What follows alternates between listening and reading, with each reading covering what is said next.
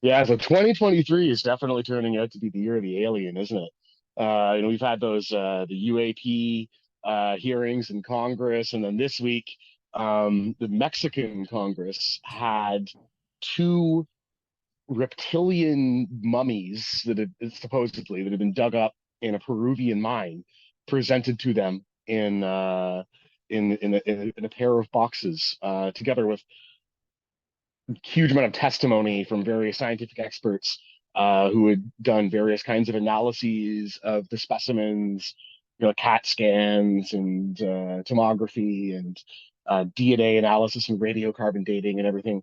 And they were all testifying that, like, no, this is not a hoax. These have not been assembled from animal parts or whatever. These are actually like some kind of non-human entity. And they look fake.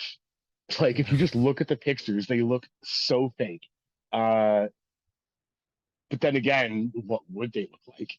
You know? Um, and I don't know. So I saw a Twitter thread a couple days ago, I think the day after the hearings in the Mexican Congress, and the guy went through all of the sort of the highlights of the testimony from the various scientists, um, and the various analyses that they've done. And it actually turns out to be apparently like a fairly um, credible group. So they've got people from like the Russian National Academy of Sciences, and then from Mexico they had guys from what's it called, the National Autonomous University of Mexico, which a bunch of people online were like, that sounds like a completely fake.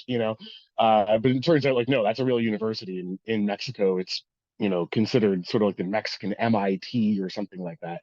It's very prestigious there, uh, which I found amusing as an aside, um, just for like the level of like sort of like I hate to use this term, but like Eurocentric kind of bias in the Twitter sphere, where like um, you can have these universities that are incredibly prestigious in sort of the developing world context, which no one has heard of in America. So everyone in America just assumes, oh, that place has to be fake. There's no way it exists. Like it's not Princeton or Harvard or MIT or Oxford. So, you know, which yeah, that was kind of a funny thing. But there was yeah, so these things like so there's a whole argument that you see that like the samples or the mummies were assembled from animal parts. Uh, and I saw people like opining that like, well, as a taxonomist myself, I can tell you that this and that that's from a dog and that's from like a llama or something. But this was something which was specifically addressed actually by some of the experts in that congressional testimony, and they were like, no, like this is does not match any known animal. Like there are features to it that just don't show up in any of like the core data from terrestrial biology. Uh, and then some of the details were a bit remarkable as well. Like one of them had eggs, and inside the eggs were like little reptoids. So if it's a hoax, like the Piltdown Man, it's a pretty good hoax. Like they went to an impressive level of detail.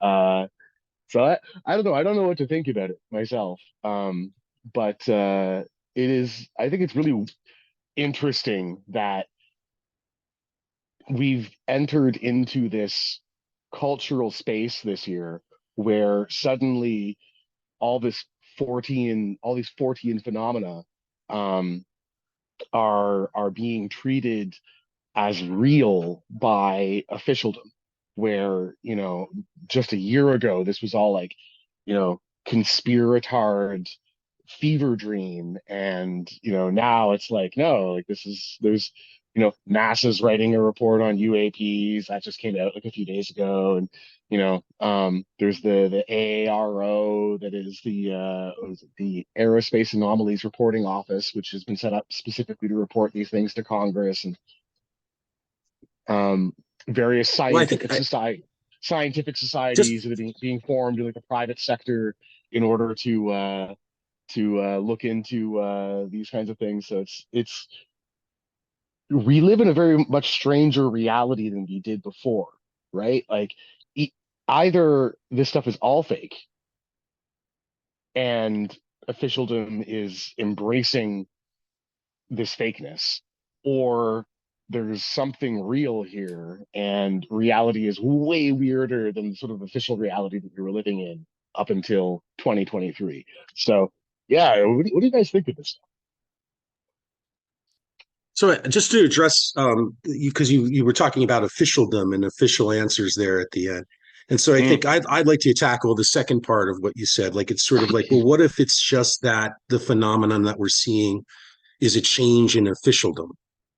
So in other words, like we've talked a lot about the various competency crises, the academic crisis, the obvious sort of meltdown of credibility across the board in every sort of institutional authority, and whether it's a governmental power structure, whether in many cases it's we're talking about corporate structures that are melting down and breaking down, and so like that's a potential answer to the phenomenon. Like in other words, we were to say, I mean, it uh, is, but at the same time, like, so okay, you look at like the UAP testimony in Congress, right? So, three people testified. Do you guys watch that, by the way, Hmm. the congressional Yeah. a hearing? bit of it. Yeah, yeah. So I watched the whole thing a few weeks ago, just to get a sense of it, and like, uh, so okay, so you got David Grush, who doesn't strike me like as stupid at all, or as incompetent. Quite the opposite, actually. I mean, he's an intelligence officer with a background in theoretical physics from his undergraduate training, and a combat veteran from Afghanistan and all this stuff. Um, then the other two were pilots, and these weren't like recent graduates of diversity school. These were like old school like uh, you know low drag, high speed, like high efficiency uh, products of like the old training system, right? And these are not the kinds of people that are going to be like stupid. So, Right. And like and then, just to address that, yeah, because I from what I saw and of Grush in particular, here's the thing, is that what I was saying was not necessarily that that it's purely incompetence or purely graft or purely anything. I guess what I'm saying is that Grush could very well believe what he's saying. But from what I understand, the majority, if not all of what he's saying is about secondhand accounts. And so here's the thing, it's sort of yes, like, all of it. it's put He up or does shut not up. claim, Right. to have seen anything himself. That's true. And so that before we started, I was talking about like sort of the old X-Files slogan, I want to believe. And so a man who has a background in theoretical physics and is also a military intelligence officer, um, uh, and is also a combat veteran. If we look at those and kind of slam all of those over top of each other, we might be able to conjure a picture where we have a man who very much wants to believe, and has spent quite a deal of time and effort in sort of exploring the So, mystery so, so maybe, of the so cosmos. maybe, maybe, but I was watching another interview with Rush just yesterday, and like what this was done sort of in the aftermath of of the congressional hearing. It's much more sort of relaxed, and he's talking to a team of YouTubers who like I don't know. I guess like I'd never heard of them before, but I guess they kind of do a lot of stuff on like the woo side of the internet. Um, and so maybe his answer to this was kind of a psyop, part of the psyop, right? But basically, he was like, he didn't grow up or with any sort of particular interest in the phenomenon of UFOs. Like he wasn't like a true believer uh, at all. But he was like, what happened, he says, is that he was assigned to this inquiry panel that was set up in 2017 after the Go Fast video was released and the TikTok story was released and that New York Times story. Um, and like this inquiry board was sort of quietly set up to like, okay, I'm gonna look into this. And it was just all the conversations that he was having with these top officials uh, in secure settings, people with like high level security clearances who were telling him things behind closed doors that, like, over time, sort of, he was like, okay, like either all of them are sort of playing a giant prank on me, or like there's something real here. That's basically what he said. So, like, because I know there is that argument that this is like a psyop feedback loop, that, back in like the 50s, the CIA set up, like, kind of seeded the alien story, the UFO story, into the public consciousness in order to give a plausible explanation for weird phenomena associated with top secret aerospace programs. And that then the mythology takes on a life of its own. You come back 3 generations later, and you've got all these people in the culture who, like, believe that UFOs are real, aliens are real, and so on. And then some of those people end up, being sitting members of Congress, and having positions inside the military industrial complex and so on. And then they start going looking for this stuff that they're convinced is real. So, like, I've heard that argument, and honestly, I think there's probably some truth to that. Like, because that mythology is definitely there, right? And there are definitely a lot of people who, like, do believe in it. Whether that's what happened with Grush, I'm not so sure, but I'm also not so sure what to think of Grush. I mean, he is an intelligence officer, so, like, how much can you So is trust him? Michael Aquino. Just saying. I mean, like there's a lot of Right, right, right, right. so and this is the thing. And again, I don't know the guy, and I don't know what he thought about aliens. I know what he probably told people that he thought about aliens. Everybody's got a story in terms of like what they claim to believe versus what they, in the privacy of their own minds, nobody could really know.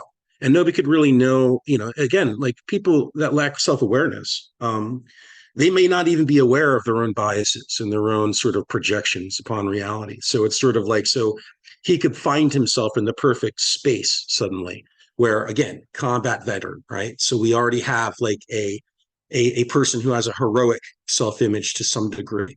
I'm not saying that that's across the board for all military personnel, but certainly like people who've seen action, have put themselves in harm's way, certainly don't, they're not going to, they may be threat oriented. Let's put it that way.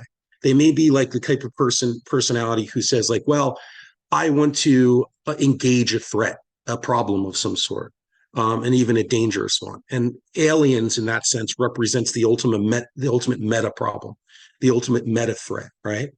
And so we have that element that's already there, and the same pre-existing with the combat pilots as well and their sightings. And then we have again a system of passing along information, data essentially. Data is endlessly manipulable. Like this goes for the sort of the teams of research scientists that are proving Peruvian reptile mummies and whatnot. Um, it really is. It really isn't that difficult to trick someone, even a research scientist who, again, is not a master of his tools. He's a master of his methods. Not all of these people are technicians, and so I think I'm not going to say it's trivial to be able to trick them, to con them, but I think it's easier than it was before, when there was a lot more crossover between technician and sort of research theoretician. And so now I think you have over specialization where like you could potentially manipulate even on the fly, even in the ether, even during the transmission or transaction layer of like moving data across, from one position to another. I think that like you could very well trick people, even people that are otherwise honest people. And this again, I'm just assuming that like none of them were paid off or bribed in any way threatened or I coerced, which is a I huge don't know. assumption these days. I don't know that that's necessarily true. I mean, like, once That you that get that people could be tricked by their own data. so, like, they Which can draw part? in. So, okay, so, like, obviously, like, humans can draw incorrect conclusions from data. They do it all the time, including, scientific professionals. Um, but when it comes specifically to forgeries, and you're talking about uh, passing off a forgery to people who really are like, experts in that specific thing which is trying to be forged. That is much harder than people think it is. Oh, Because I think it's hard. I think it's hard. Don't get me wrong. I think it's difficult. Like it's I'll compare it to art forgeries, right? Because again, like in the art market, you had like a huge sort of forgery black yeah, market going on. And like where people would be, and why was the main reason that they were able to get away with these forgeries? And I think it maps back to I want to believe. Like it's that credulity helps with the illusion more than anything else. Like I agree that it's difficult to do. It's difficult to no, the more 100%. If expertise someone if has. someone is primed to believe in something, then like, yeah. I mean, so according at least to like some of the quotes from the Twitter thread, um, and this is all like translations from Russian and Spanish, neither of which I am fluent in. So I haven't like watched the Mexican testimony myself, right? I've just read a couple of expert excerpts that were translated, but by and large, a lot of them like they were being pretty careful, like they weren't like this is proof of aliens, right? They were like, well, we don't know what the fuck this is. It doesn't match anything we've seen in terrestrial biology. Uh, there's no obvious signs that you would expect from like something having been hoaxed. Like it seems like it's a real thing, like a real product of biology. Uh, and they kind of like leave it at that, right? Like they're not like saying like yes, definitely aliens. Now, I mean, you don't like the Piltdown Man hoax, of course, but I mean, this is interesting. Piltdown Man is actually interesting in another way. If you think about it, because uh, so for anyone in the audience who hasn't heard of Piltdown Man, right? So that this was this supposed fossil of a missing link that was dug up in England in the early 20th century, and it basically had like a human cranium and this gigantic, jawbone. Um, and it turned out later, but I think it took about 20 years for the hoax to be exposed that the cranium was a human cranium and the jawbone was from like an orangutan or something. Uh, but the Right, interesting thing it's here, similar to Brontosaurus. Brontosaurus, like where Brontosaurus would be more what I'm talking about than Piltdown Man. It doesn't need to be a hoax on all angles of it. Like Brontosaurus is just people putting together the puzzle pieces in the wrong order, or sure, putting that can together that can pieces from different puzzles. that can absolutely happen. But in this case, what I find interesting is that um, the the basic paradigm of there are missing links between the lower primates and the hominidae, Homo sapiens ultimately. That basic sort of framework is, as far as we can tell now, completely true, right? Like those fossils exist. We found numerous different species. We can trace out an entire evolutionary tree, which is fairly coherent at this point. Um, but the Piltdown Man itself was a hoax, right? So like So if you apply the same here's how this reasoning, could be. it's like you could have like a hoaxed alien body, but that does not prove that like the basic paradigm of there are non-human entities out there is totally bullshit. Uh, Well, here's the thing. You can easily you don't even need to do data wizardry in order to get this done. In order to produce a life form that has no, or let's put it this way, not a life form, but a biological body that contains DNA and other structures that do not appear to be of terrestrial origin, or at least don't appear to be from any animal that we know of. Well, you know how that could be done?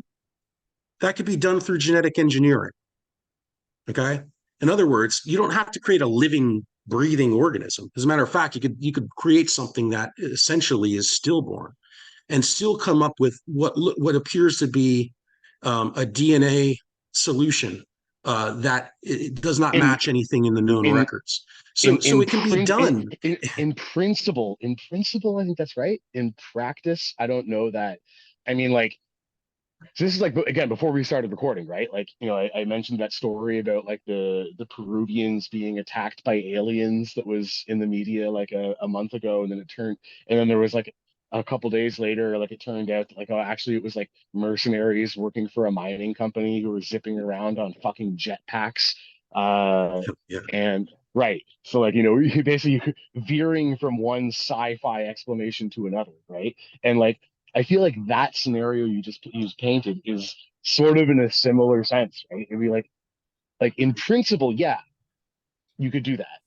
Like, but in practice, if our genetic engineering uh, capabilities were sophisticated enough to come up to do something like that, like that would be to me as incredible as finding an actual mummified alien. Like Well, I it mean, like that's I don't just think that so far. well, the, No, it's so far beyond like so far what we've done with genetic engineering is like what? Like we bacteria that eat oil, or fish with glow in the dark skin because you put in one gene from a bioluminescent algae, or right. corn which is like resistant to Roundup, like it's like really basic shit like that, like not where it's like, So the it bodies that we expresses saw, though, right? like But the we're bodies, able to do stuff where we're like, we as far as has been publicly released, right? Genetic engineering is at the level of like sort of you get like an existing organism to express one protein that it wouldn't normally express, but it's not yet at the level of you know uh making an intelligent tree that can walk around on its roots or something. It's like yeah, we haven't I'm not got. claiming that. I'm not claiming that at all. What I'm saying is that you could, like, if you look at the bodies that were that were kind of wheeled out in front of the Mexican Congress, everybody said the same thing. Well, they look fake. Well, that's Yeah, because they are fake. In other words, I'm not saying that they grew like an actual being that looked like that in some kind of a vat. What I'm saying is that they could add trace evidence to a fake structure, to a essentially a prop, a Hollywood prop, and like maybe fool enough people that again are primed to believe, but that in they could fact, maybe they could but in make. In practice, other words, they're injecting it with some artificial DNA concoction, you which would is essentially just again a static prop, like not a being, not a thing but that walked around or even formed that way. It's just a dummy essentially. And like, and through the use of like, coupled with the imagination, coupled with again the inbuilt credulity, which is what I'd like to talk about more, is like, why is there this inbuilt credulity, and why does it seem to mainly infect, let's call it the postmodern sciences? Like, why is it that that something that looks that fake could kind of like infect in a sort of a mind virus kind of a way, so many intelligent people, and again, I think many of them well-meaning intelligent people. But then we get into what well-meaning is, and I do think that there is an instinct, and I'd like to get the rest of your reactions on this, that maybe the instinct to want to believe, so-called in so-called aliens, like maybe that is rooted in something that's not so nice. Maybe it's rooted in something that's almost Malthusian, and we see Malthusianism everywhere these days. And that Malthusian sort of nihilistic principle that like we can't be as special as we seem to be, or as many of us claim to be. That humanity itself is just another animal, is no different, no more important, no more special than any other thing that walks or crawls. And I think that maybe there's something to that. There's something to the notion that we want to believe that that not only are we not special, but that there are beings that are far more advanced than us. And we could go through all of mythology, all of religion, we could spanning back, as to prehistory. And we will see this. We will see this notion popping up again and again, that like we are not the top we're not only are we special, but we're not at the top of the food chain. And I think maybe that's a very potent belief structure for people that gravitate towards the hard sciences. this notion that somehow we're not alone. And I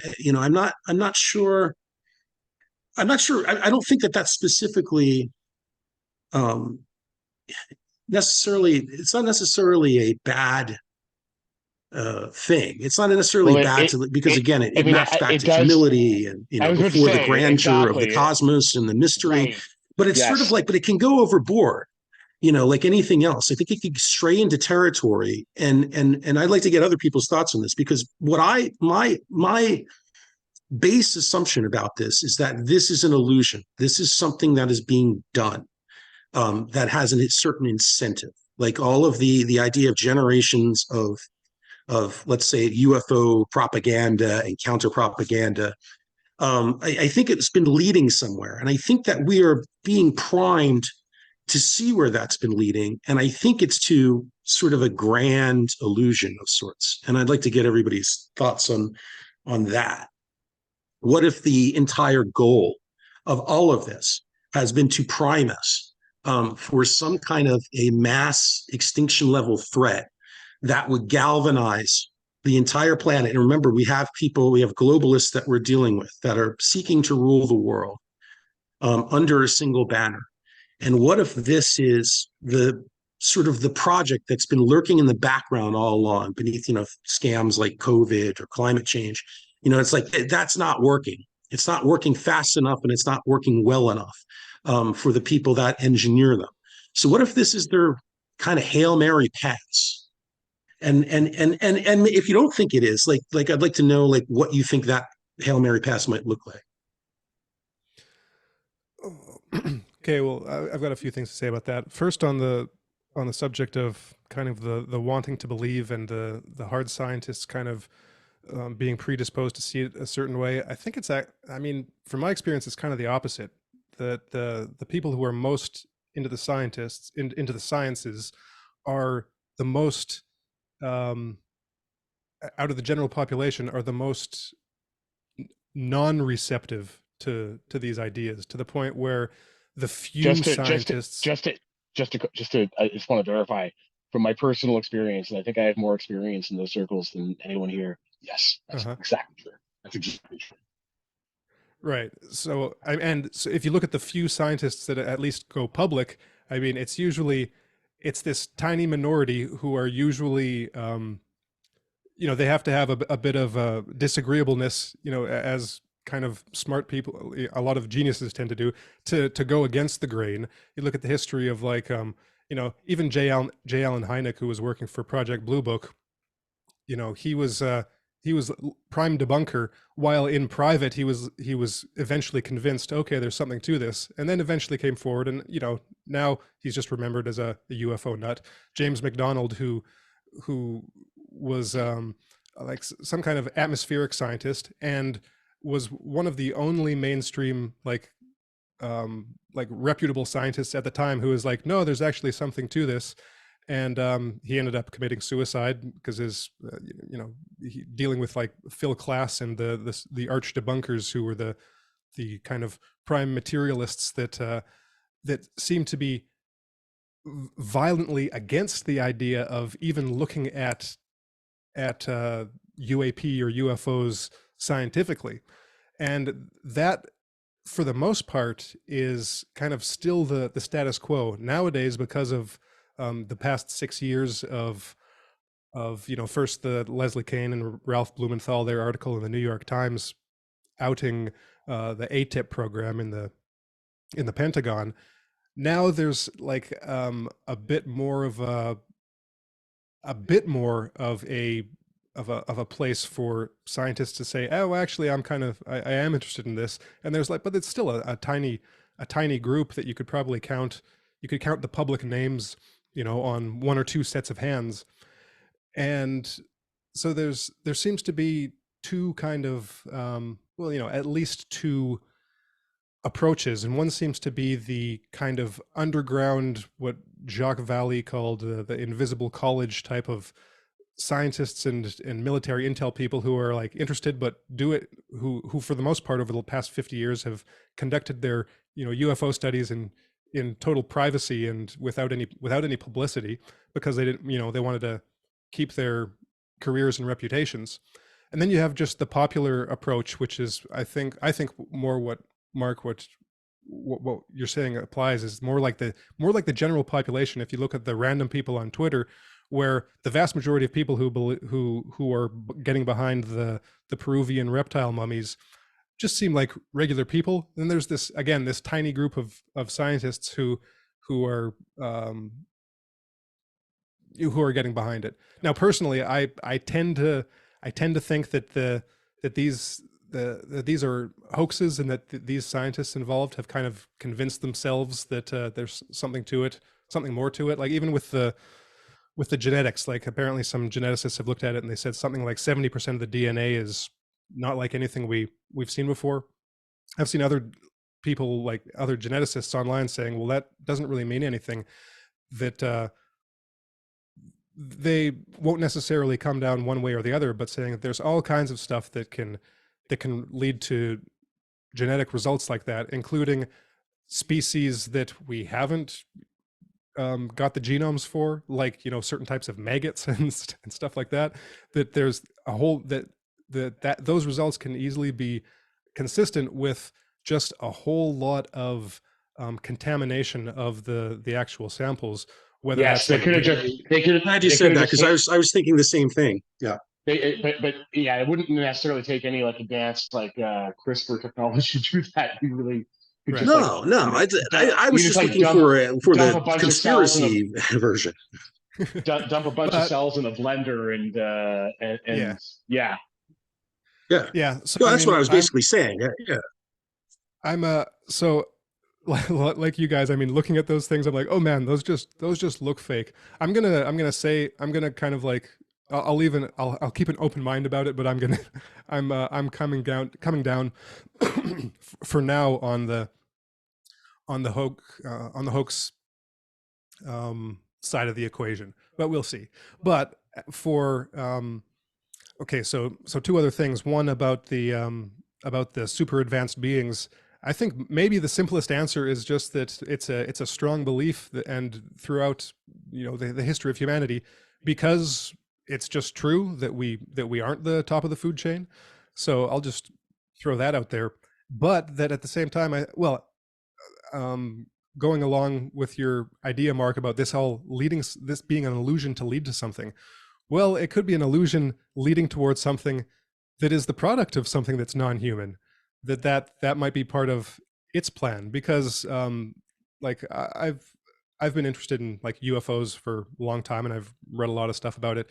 And aside from the history of alleged interactions with non-human intelligences, which go back, of course, for all of human history, the UFO phenomenon itself is about 100 and at least 120, 130 years old now. So if this was a plan, put in place by the global elites for some purpose, well, then they've basically cracked highly advanced forms of technology in like the late 1800s, which I don't think is a very plausible explanation. What seems to have been the case is, since the 1890s, there's been like sightings of what seem to be technological craft that outpace the current the current state of the art at every time since the creation of manned flight, and well, even unmanned flight, from manned flight, we'll leave it there. And from at least the 1940s, there's been this division between the official and the public version of what the authorities have said, where in public they'll say there's nothing to this, we have no evidence of anything out of the ordinary. And then behind closed doors, at the top levels of every high level agency, of the executive branch and the military, they've all been like scrambling and taking it extremely seriously, because they have at least at the beginning, and who knows about the years since, have no idea what's going on. the Twining memo from 1947, where he says, okay, this is our estimate of the situation, that these things are real and not visionary. They have the ability to, the ability to performance abilities that vastly outstrip that anything we can even imagine. And that's been the case. That's been the case since the late 1800s. But in military circles and intelligence circles, that's been in their top secret estimates of and top secret reports since the late 40s. So, and then looking at crash retrievals, if we get back to Grush, the first crash retrievals are in the mid 40s, and then things go dark in like the 50s and 60s after Actually, the according to Grush, the first crash retrieval was in the right 1930s right in in the Italy. 30s Yeah, in Europe. by Yeah, Mussolini. so Yeah. mhm. Yeah, and so yeah, for sure. Well, well, there's a bunch more stuff there, but at least in the U.S., even according to Grush, the Americans allegedly got a hold of that one after World War II. So, There is a bunch more stuff there because, like, of course, mhm, Grush in the not in the congressional testimony, but in his interview afterwards, he also alluded to Project Paperclip having mhm, been interested in German crash retrieval programs, and then of course mhm. there's the infamous what do they call it, like the Nazi Bell or something like that, like Yeah. the German UFO that they were working on supposedly. I mean, I think there's a picture of it, so like I don't know, Mhm. but like Yeah. but yeah, I mean there is some indication in in the historical literature that this is something that not only the American government have been working on, and since the 1930s, Mhm. but I mean, yeah, for the U.S., as far as I know, the first recorded crash retrieval was Roswell in 1947. Yeah. There's Yeah, hints at a couple previous in the 40s, but not nearly as well documented as Roswell. But then in the late 70s, I mean, Grush isn't the first person to come forward and say this. In the late 70s, there was a whole string of alleged leaks to a researcher named Leonard Stringfield, who collected like a 600-page book of all these people that he talked to, some low level, just military grunts, some high level people talking about a bunch of crash retrievals over the years. And then in the 80s and 90s, apparently, well, if you look at the Admiral Wilson and Eric Davis notes, apparently during the well, so this was in 97. Apparently, the Admiral Wilson, who was like J2 or something in the Joint Chiefs of Staff, he talked to some guys from NIDS, Bigelow's group, and they told him, okay, well, and Stephen Greer. Stephen Greer is a whole other story, but they basically said, okay, you should look into this. There are like unacknowledged special access programs that are operating without proper congressional oversight, or even military executive oversight, and you should look into this. Well, and apparently he found these programs, tracked like billions of dollars that were in the budgets that were unaccounted for, and tracked down 3 or 4 of these programs of the same type that Grush is talking about. And they essentially, the guys running the program essentially said, no, you might be J2, you might theoretically have the ability to look into our stuff, but we're not showing you anything, and we actually don't have to. but one of the And interesting things in Grush's testimony was he kind of outlined how that worked at Mhm. uh, an organizational level, which apparently it's mostly done inside the private sector. Yeah. Um, you have all of these sort of like hidden programs and like Lockheed Martin and Boeing and so forth, which are funded by misappropriated defense funding that just like like they like things like the infamous golden toilet seat on a submarine, right? Where you're like, oh, we're gonna bill like $50,000 for a toilet seat, that kind Hmm. of thing. And Yeah. what's actually, and people usually are just like, oh, that's just graft, but like he's basically saying like, no, like what's actually happening is like that overbilling is then used to like sort of like funnel funding towards these private sector uh reverse engineering programs, which, because they're private sector, are exempt from FOIA requests. Like they kind of Mhm. exist like outside of the direct chain of command. Like it's all sort of like, ends up being proprietary information that like actually they Mhm. don't have to share with Mhm. uh you know the Joint Chiefs, or congressmen, or nosy reporters, or anyone. So I it that was one of the most plausible things in his entire testimony. It was like that. It just made sense. So yeah. Mhm. Yeah. Harrison Yeah. had brought So up, go ahead. I was going to say, you brought up Stephen Greer. And I was curious what you guys make of this. Because you have, I mean, Stephen Greer and his crew on one side making movies and, making all these appearances and statements. And then the George Knapp, Jeremy Corbell, Bob Lazar crew on the other side. And they're kind of saying the same thing, but Mhm. with opposite conclusions. Like Stephen Greer, oh, the aliens are benevolent and the government doesn't want us to know about them because they use this advanced technology that would undermine the whatever, the fossil fuel industry or the energy infrastructure or whatever. They would inhibit their ability to control us. Whereas like Bob Lazar and his camp, it's like they're malevolent. The government are, and I like they haven't, that they don't want us to know about it because it would undermine our belief that they're really in control even. But what do you make of that? I mean, because Well, why our not both? I mean, why not both? it Why not could both? be. Right? So like, there's often this sort of assumption. It's a bit implicit in people in the communities that study this stuff, but like the aliens are like or whatever they are, ultra terrestrials, like who fucking knows, are like a unified front, right? That it's like it's all sort of like one group with one agenda. They're here to do one thing. But that's never made any sense to me personally, because I see, if the only model that we have for an intelligent species is humanity, right? So okay, when has humanity ever been unified?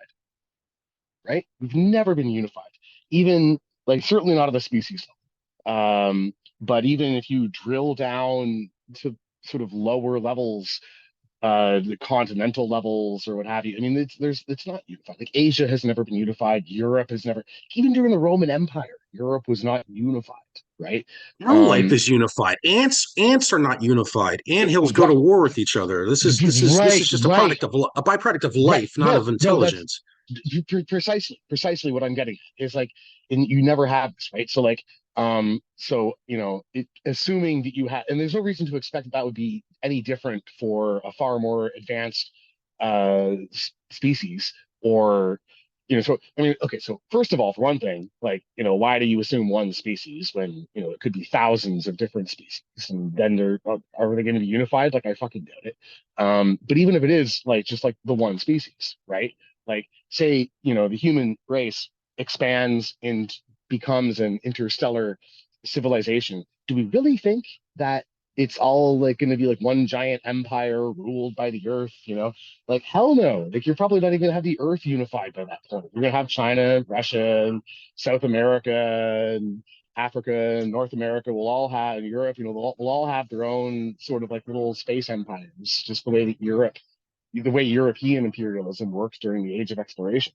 Um, and they'll have, and even inside like a given cultural group, you'll have different groups with like different agendas. So like, simple example, right? Like, take the scenario where Earth is under some kind of interdict, like, we're an interstellar wilderness preserve, right?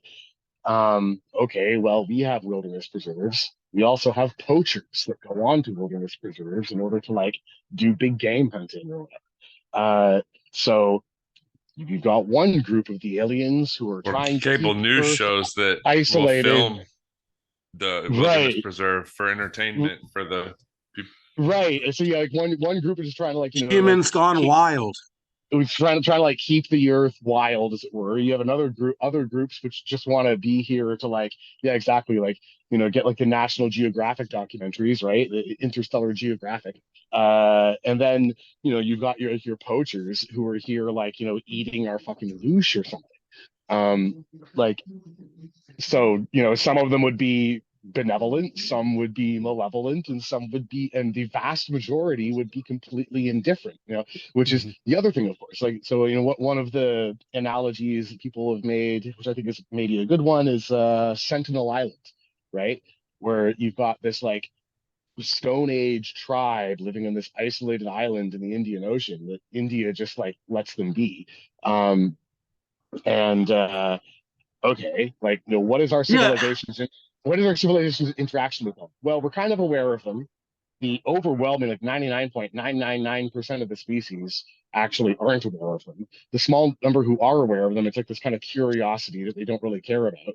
And like, every once in a while there's some idiot who's like, I'm gonna convert them to Christianity or something, like goes there and gets killed. Right. So like, if we're like the North Sentinel Island, then like the most of the alien civilization doesn't care about us. Most of it doesn't even know we exist because we're that irrelevant. The small number who do care about us, or are aware of us, are kind of like we're a curiosity, and then like every once in a while, one of their idiots comes here and does something illegal. Um, All right, all right. Wait a minute. Hold on. Let's slow down here a minute because you guys have been throwing out a lot of dates, a lot of numbers, a lot of projections and potentialities. Let's slow down because I want to return to what Harrison was saying about reputation. And actually, before I get into that, and like what people truly believe versus what they will claim to believe, based on like what authority ladder they're scaling, what institution, what bureaucracy, what are their goals, what are their incentives, what do they think might damage that? Like I've written before about Camille Flammarion, for example, who he was an astronomer at the Paris Observatory before like he wrote a book about aliens that kind of got him expunged from polite society. And this was in the late 19th century. And actually, let's look at some dates because I want to go back. You guys are talking about the 30s and 40s. Let's go back to the Montgolfier brothers, 1783. Their first public unveiling of their hot air balloon launches, right? Now, hot air balloon technology was very new at the time. And people that had not experienced it before, looking up in the sky, they would see something amazing, right? We didn't have mass mediums, even mass communications transmission mediums like we do now. So round about the end of the 18th century, you probably had a lot of people reporting a lot of strange shit in the sky that they attributed to something that was not man-made. We could almost guarantee that. I don't know that for sure, in the same way that I can't know that anything was recovered from crash sites in the 1930s or 1940s. Another thing that I do know, though, more or less, is that H.G. Wells wrote The War of the Worlds in what, 1895 or thereabouts? Okay. I'm looking at this from the artist's perspective. The artists had been promoting this idea, predicting it, and we did have technology that was putting things in the sky that were strange well before the Great War, well before World War One and World War Two. So to look at it from the skeptic's end, what I see is that War of the Worlds, first the novel, and then the broadcast, the infamous broadcast, kind of pushed this into the public consciousness, this idea. And so did just the development of, of aircraft and particularly military aircraft, bombers like Spitfires. All of these things about this idea is pushing into the consciousness this idea of threats from the sky. And so in a way, that's not a conspiracy. That's just sort of what happened. What happened was a variety of different mediums and forms of technology and arts, like assembled the kind of a kind of armature into which we could easily nestle all of these projections about what if we're a reality TV show for some one or more alien empires. Well, yeah, okay, what if? But like I have no evidence of that. Like I don't see anything that that doesn't seem like it's a projection of some other historical facet. We do it all through analogy. Like we're doing it just now when we're saying like, oh, at Papua New Guinea, like we send a Christian missionary and maybe he gets eaten. Okay, maybe, but like, these Mexican aliens, I just took another look at a picture of them while everybody was talking. It's just comically not real. Like, I don't know any other way to put it. Like, it's comical. It's clown world shit. Like, this does not seem like a very good. It almost seems like somebody's making fun of me, like trying to like make me think that this could possibly be real. And so it's like, it doesn't mean that it's impossible. I'm not saying that. What I'm saying is that like, I need more than Grush and a couple of dummies that are, infected or contaminated with DNA or maybe, assembled as a hoax. Like, it's sort of like, and I think that I'll get it. And this is what I fear. I fear I will get what I'm asking for, good and hard. I fear that, before we started recording, like I was talking about, I think I sent a link to like some of the creepy robots that like Boston Dynamics is making, for example. Like, it's sort of like people always jump to the sci-fi solution, like oh, it was guys with jetpacks. It wasn't aliens, it was guys with jetpacks. In a Scooby-Doo mystery that is Clown World, it would be very, very, again, trivial to take some of these robots, slop some Hollywood makeup and goop on them, set them loose in some probably Central American or South American republic, get a bunch of people with cameras to record it all, and pass it off as an alien invasion. And I think that events of the past 2 decades have told me that, like, in my blood somewhere, I know that that's about to happen. And like, I also know that I ought to be prepared for it. If I see something weird in the sky, my first thought is going to be hot air balloon, or in this case, some kind of a drone that's dressed up to look like it's something that it's not. And my or question, a hologram, and this, or a okay, hologram. the hologram. I don't believe that the hologram is necessary. Maybe it's a hologram, but I don't think that it's It necessary depends. to pull Well, off the kind of illusion for it depends what the. credulous No, people. it depends. It depends, right? So if it's just floating there stationary, it's like, okay, balloon. Like, yeah, obviously. If it's accelerating to Mach 15 and then making right angle turns and shit, or like remaining stationary in hurricane force winds or any of the other weird stuff that pilots have supposedly reported, it's really hard to make a balloon do that, or a drone for that matter, or a helicopter, or like any fixed wing aircraft. Like, but you could, if you had, given the hologram technology, like you can make that beam of light zip around however you want to make it zip around, right? Sure, and that's Right. a possibility. What I'm thinking, is something simpler, like where it's sort of like, okay, so the next simplest solution, if I see something that's behaving that way in the sky, my next instinct is to say, okay, so what kind of technology could potentially do that? Because whether it's aliens or whether it's us, you have to link it to some kind of physical phenomenon, I assume. And so if it could be aliens, it could also be us, given a certain definition of us. Like, given the definition of us that says there are people, organizations, individuals, clandestine groups that may have uncovered some kind of technology, something to do with maybe magnetism. I don't know, but potentially, like why would we jump to aliens immediately when, again, we know that like technological leaps occur um, behind closed doors, and in fact probably do. Certainly, we know that in the sort of the biomedical fields, in basically anything pertaining to military contracting, everything's top secret, everything's behind closed doors. So it's like again, my question is, why aliens? Why does aliens seem like the more Yeah, this is logical the breakaway, answer? Like, the breakaway civilization hypothesis, which is, yeah, John Galt, like well, he's buried in a bunker. which is frankly like just as crazy sci-fi as aliens. Like, it's like, because Sure. basically Well, a that's little like less. like I mean, like, you basically imply, like, so the breakaway civilization in its purest form is basically saying that like um all of the real technological breakthroughs of the last century, everything from Tesla's notebooks to the anti-gravity research that was going on in the 1950s, all of it got sequestered by the super rich who have quietly built this hyper advanced civilization for themselves, which they've managed to almost completely conceal from the rest of the species.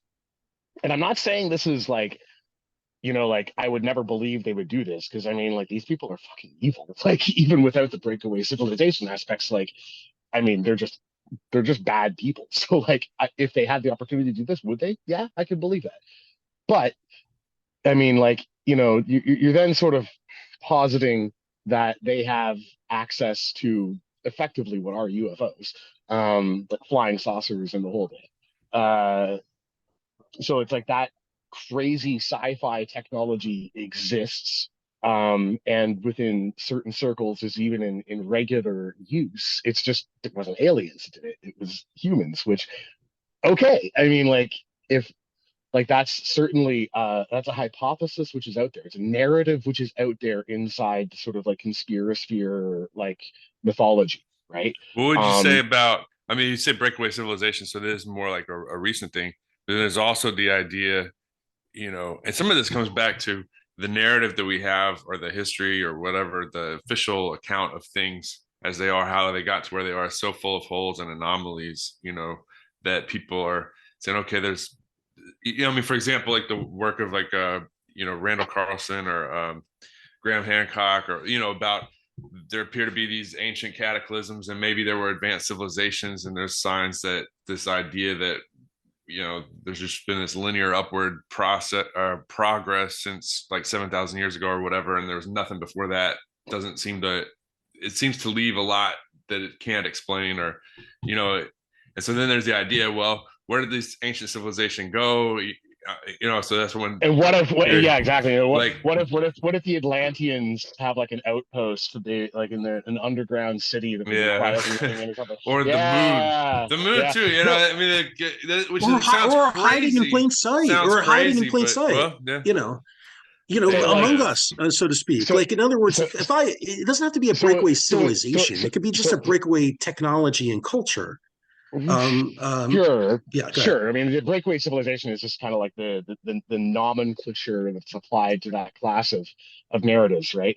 So the point that I was really just getting at is that like would you those kinds of narratives are, to my mind, no more implausible and no more plausible really than aliens.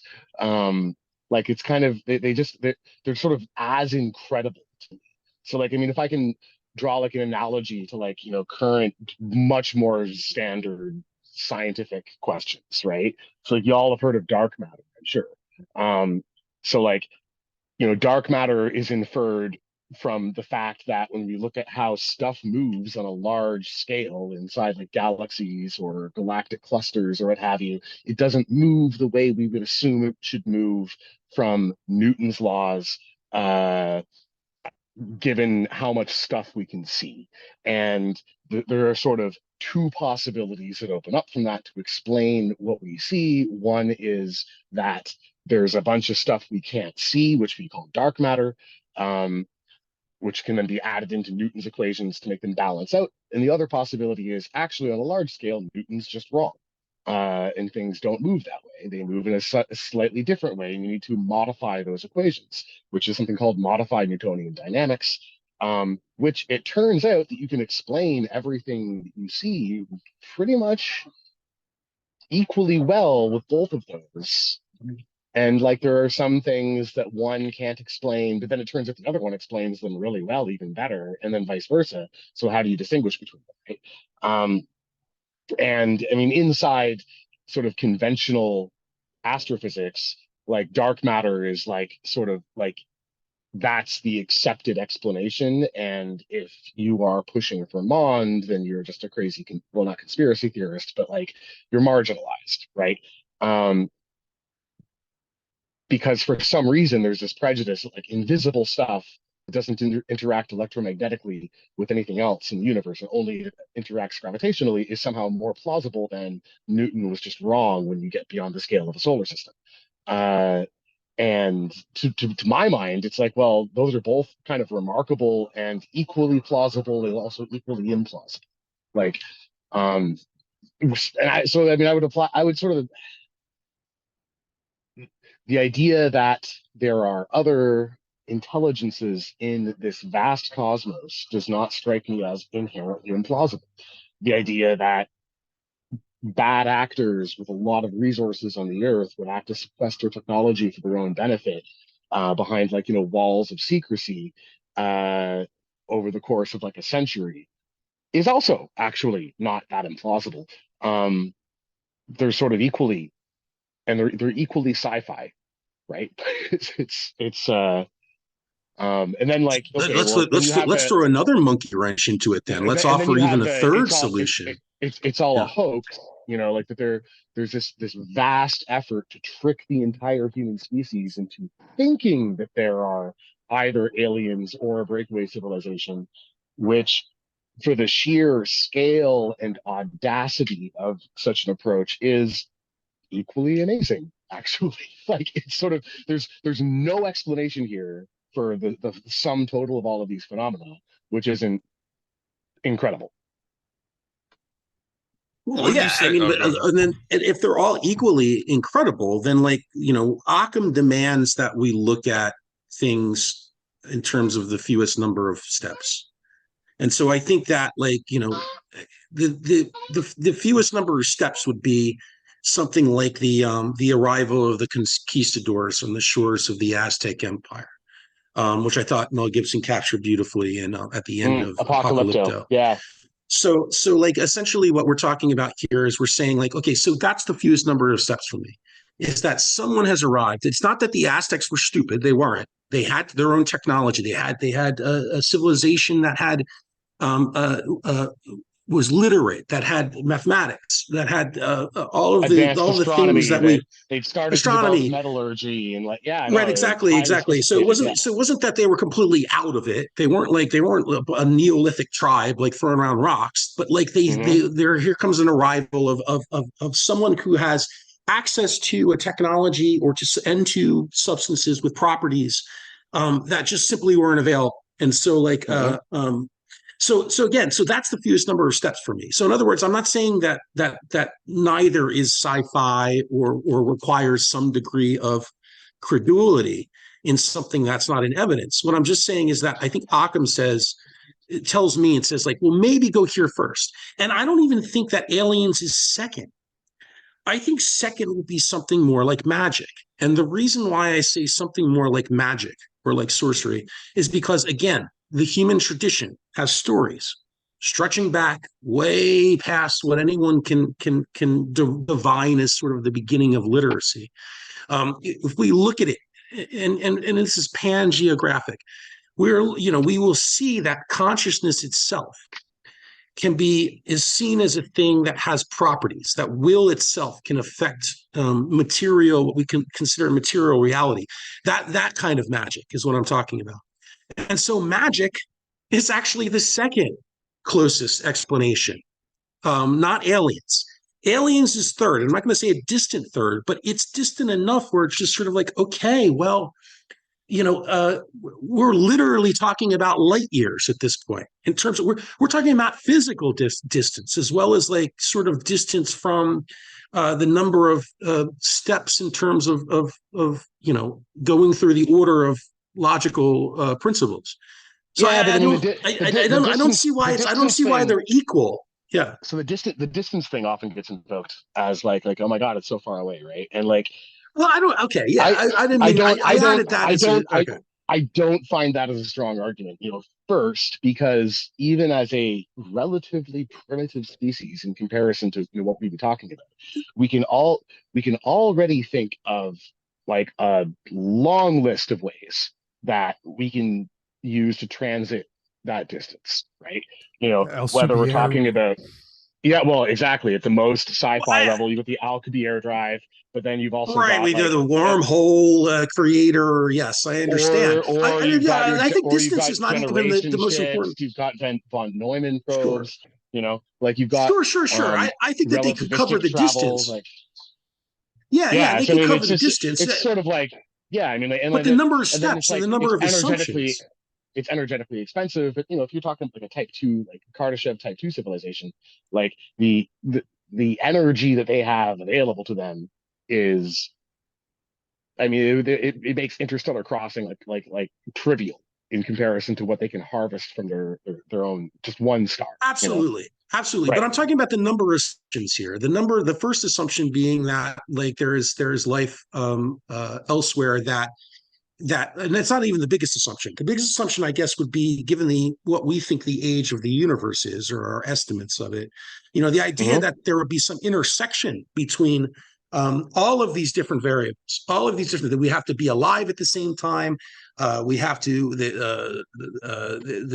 have to be aware of our position. They need to have developed the technology in order to traverse that distance, or otherwise travel through via some sort of extra dimensional Well, portal in order to arrive here. but And this then is after all why of that, having to, yeah, the Fermi paradox is such a pressing issue, right? Is because when you actually sit down to sort of like do the math on this, um, even if you're talking about a level of technology that is creeping across the distances between the stars at like 1% of light speed or something, you still spread across the entire galaxy in something like 10 million years, right? Which is on the scale of like the 13.7 billion years the universe is currently estimated to have existed for.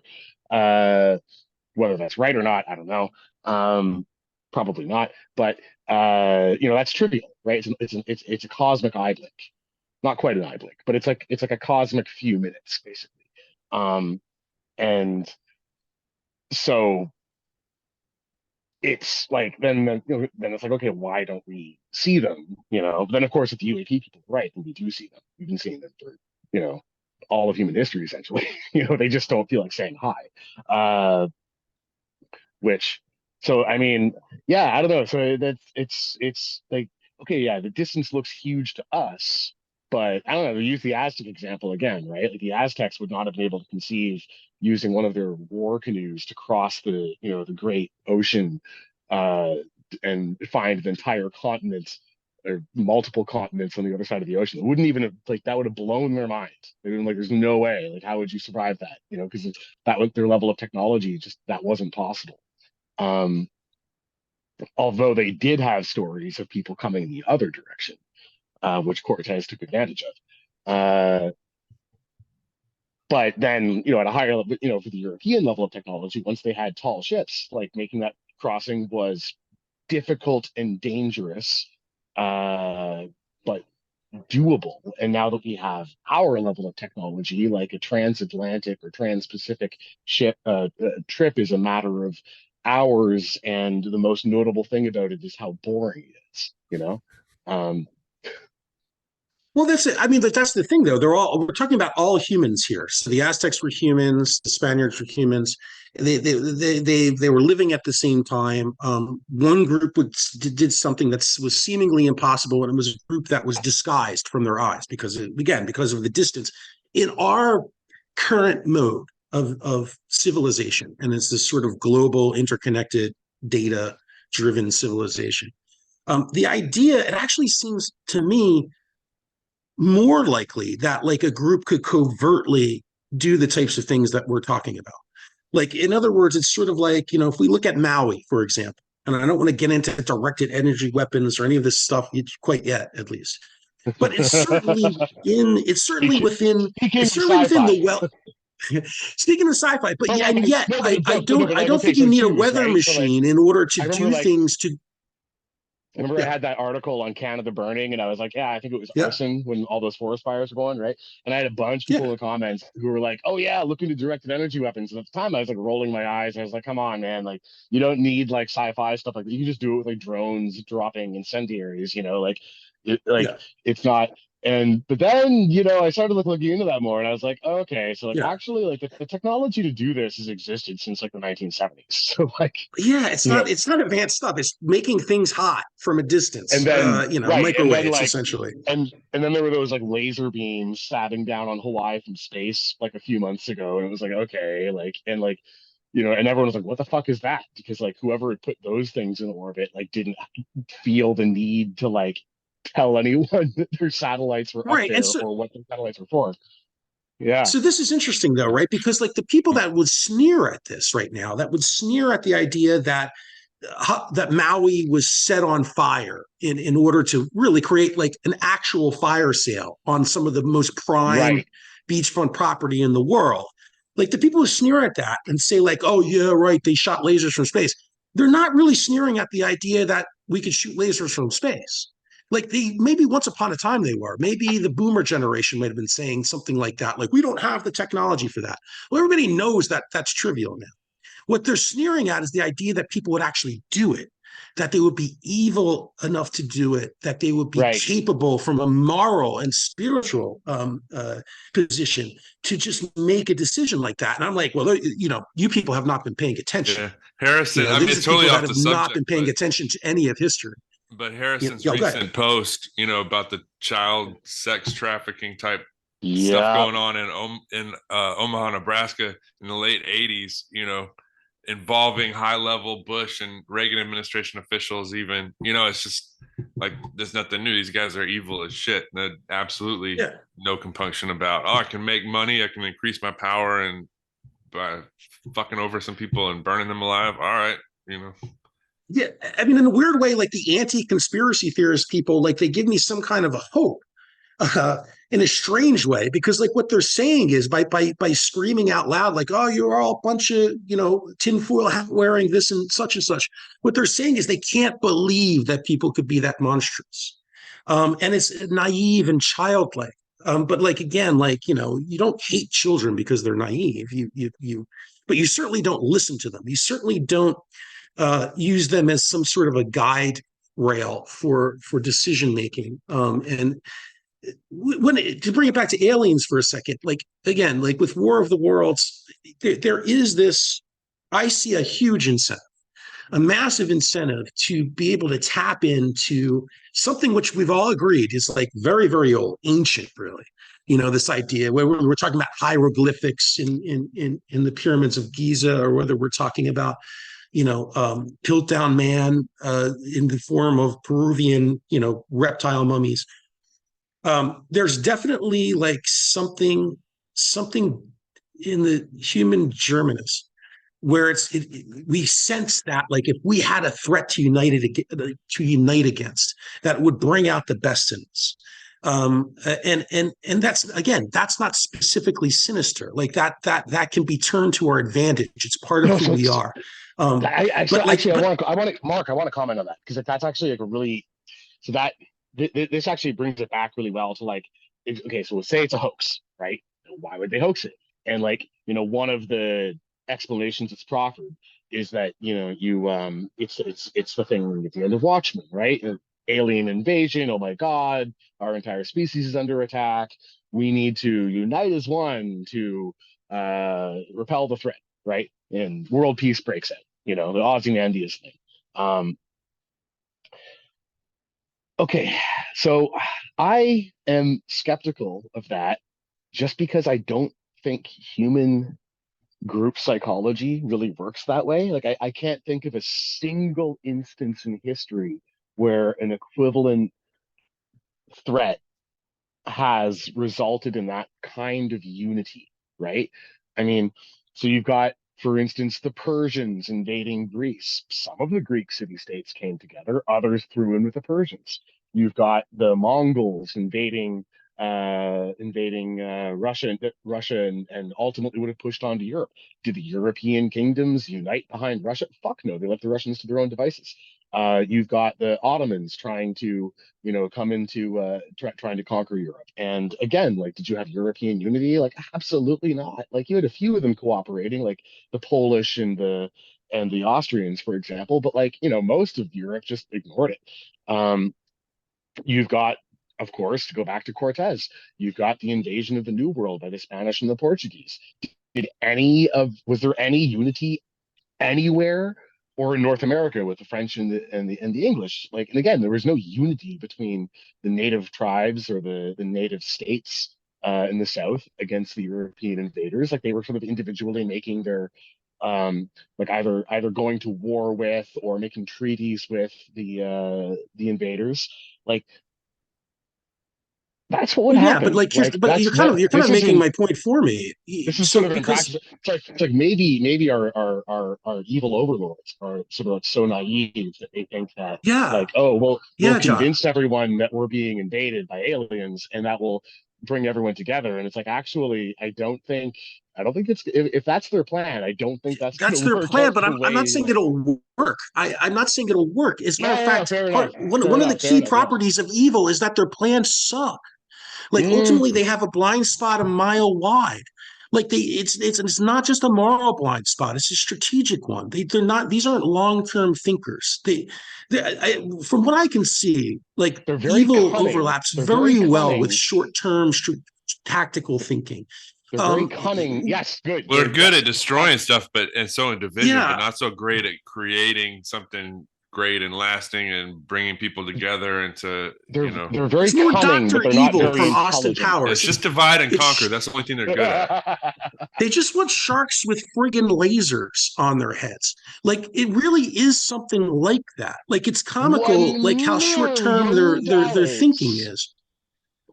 Yeah, with friggin' lasers. No, but it's something like that. Like in other words, I want $1 million.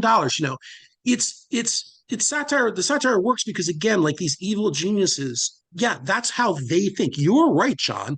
You're right that like it's not going to work out that way.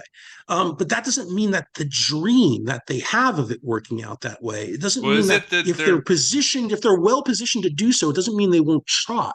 is it You that they're understand what I wanting mean? to bring people together, or yeah, I mean, because one of Oh those things like no. you have these the pedophilia trafficking is like with it seems like some of these elites engage in that, and I don't know if I doubt that it's because they really it's almost like it's the or say serial killers or any of these other things that engage in these kind of evils. It's like there's the thrill of doing something that is evil, that is taboo, that is, you know, whatever. And so it's in this case is maybe it's just the thrill of dominating the rest of the species and getting them to fight each other and getting, you know, and bringing about a scenario where you're just, I don't know, for like in the same way that a psychopath serial killer Ted Bundy would enjoy just torturing and killing a woman for no reason other than just to cause her to suffer and just to get off on that. Like they sit back, they create this scenario where they get people questioning their sanity, their reality, and fighting among each other. And it's just for them, it's a fun game because they're sick and they're fucking evil. You know, It's like getting everyone to eat the bugs, right? We're like, the only reason that they're trying to do this is because it's yeah, humiliating. So it's funny for them, the idea right. that they can like psyop so many people into eating like crickets, like. So Yeah. yeah, it's like well, Alan Moore was sort of okay. So Alan Moore's an interesting artist to me, and The Watchmen. I'm talking about the novel, obviously, the graphic Hmm. novel, Hmm. which was a series of comic books. He's an interesting artist in the sense that he's almost right. Like anything that he writes about, whether it's V for Vendetta, whether it's Watchmen, he's so close. You know what I mean? He's so close to being accurate about it. And so, but he's also kind of childlike. He's also kind of naive. So, in assembling Ozymandias as the sort of the villain, or I guess you could say anti-villain of the piece, he went to the progressive left, right? This was Adrian Veidt was like this sort of hero of the progressive left, and the sort of you could even say the corporatist sort of '90s neoliberal left. But like that was his secret identity. That was what he put out to everybody. He says he's basically a Clintonian neoliberal who's profiting from like action figures, and he's built a whole empire, in a business empire up front. But it's all up front. His secret identity is still Ozymandias, and Ozymandias is this again like almost Leninist sort of hero, quote unquote.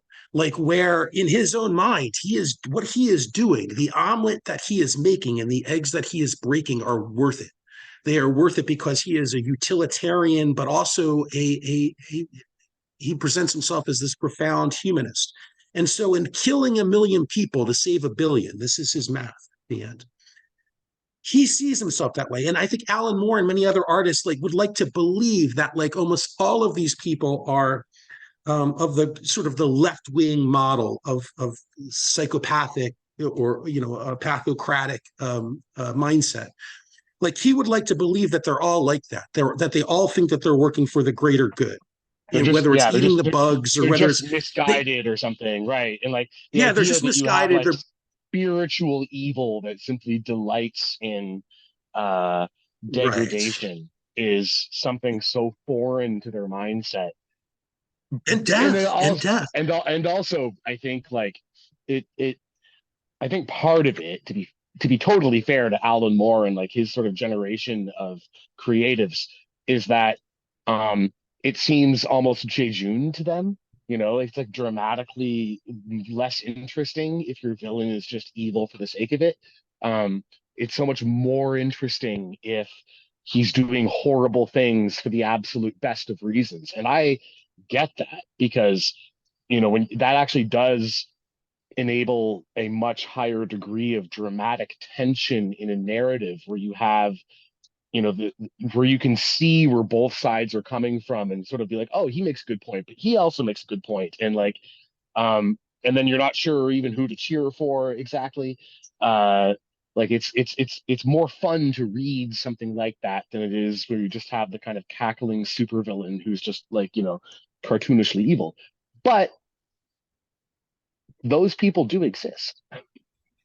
Like that's a feature of reality. So And so yeah. those people, don't you think that like part of the humiliation factor, if it was alien invasion, if that's the next PSYOP, and Mm. I'm going to go on the record right now and say that is the next PSYOP, gentlemen. Welcome to it. It's going to be happening. It will be happening for the next 2 years, at the very least. But let's say that is the next PSYOP.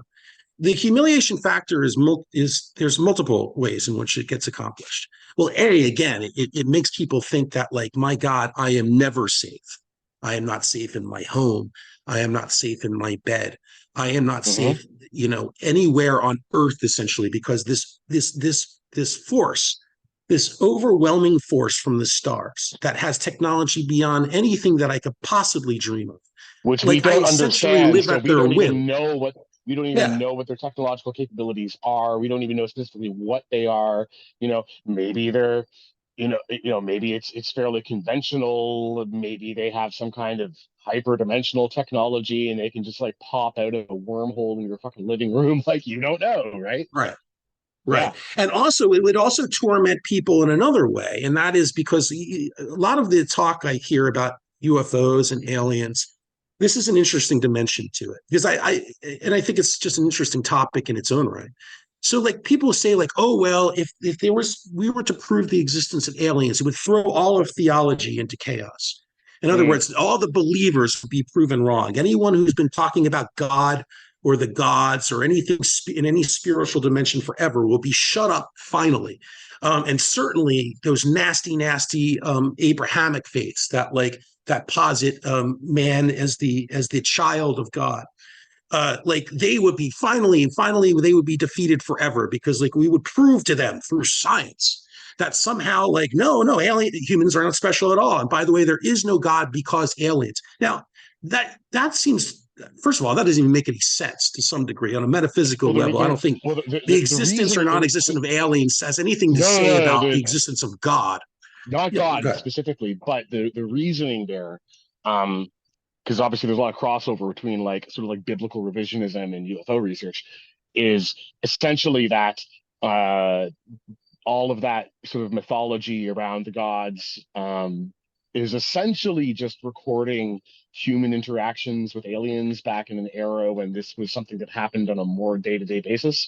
It was more apparent in Right, our right. It reality. would it would it would set So yeah, it would basically, it's like it's demystify right. So accounts basically, and it wouldn't be like, oh, the Bible is all bullshit. It would be like, oh, the Bible is about aliens. which Right. can That would be then one of which the can ways then in which you would. which can Yeah. then go one of two directions, both of which are potentially um, problematic. So one of them would be, and therefore you should worship aliens, which, Right. like, right. And then the other one would be, and therefore everything in this is kind of a psyop in its own, including like that there is a supreme being or something like that, right?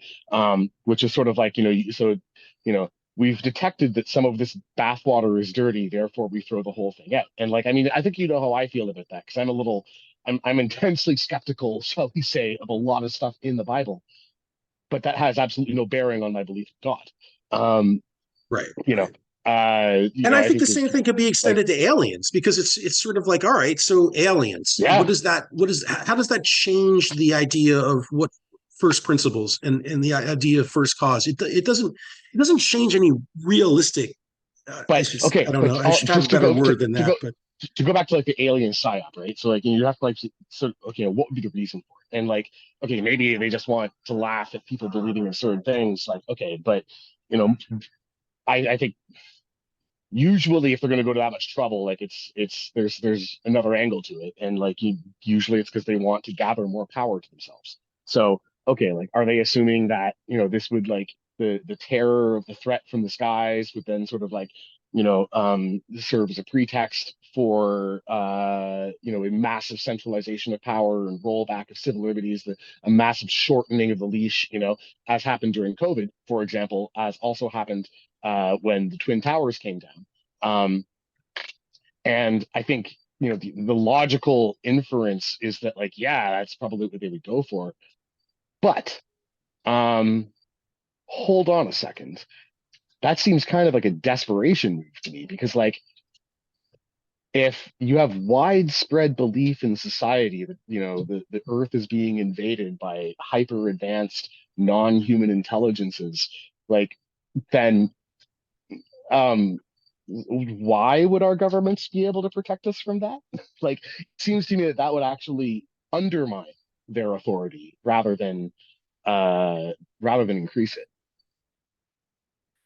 On the we were talking about the reading the book or some of the stuff in the Bible and other indigenous myths, like or stories, like Paul Wallace has this book, Escaping from Eden, and does some stuff on his YouTube channel, The Fifth Kind. Where he kind of reads it in that way, like the Elohim stories in the Bible, like translating that, the powerful ones, and anyway, um, presenting it in that lens, that some of the stories make a little more sense, or they,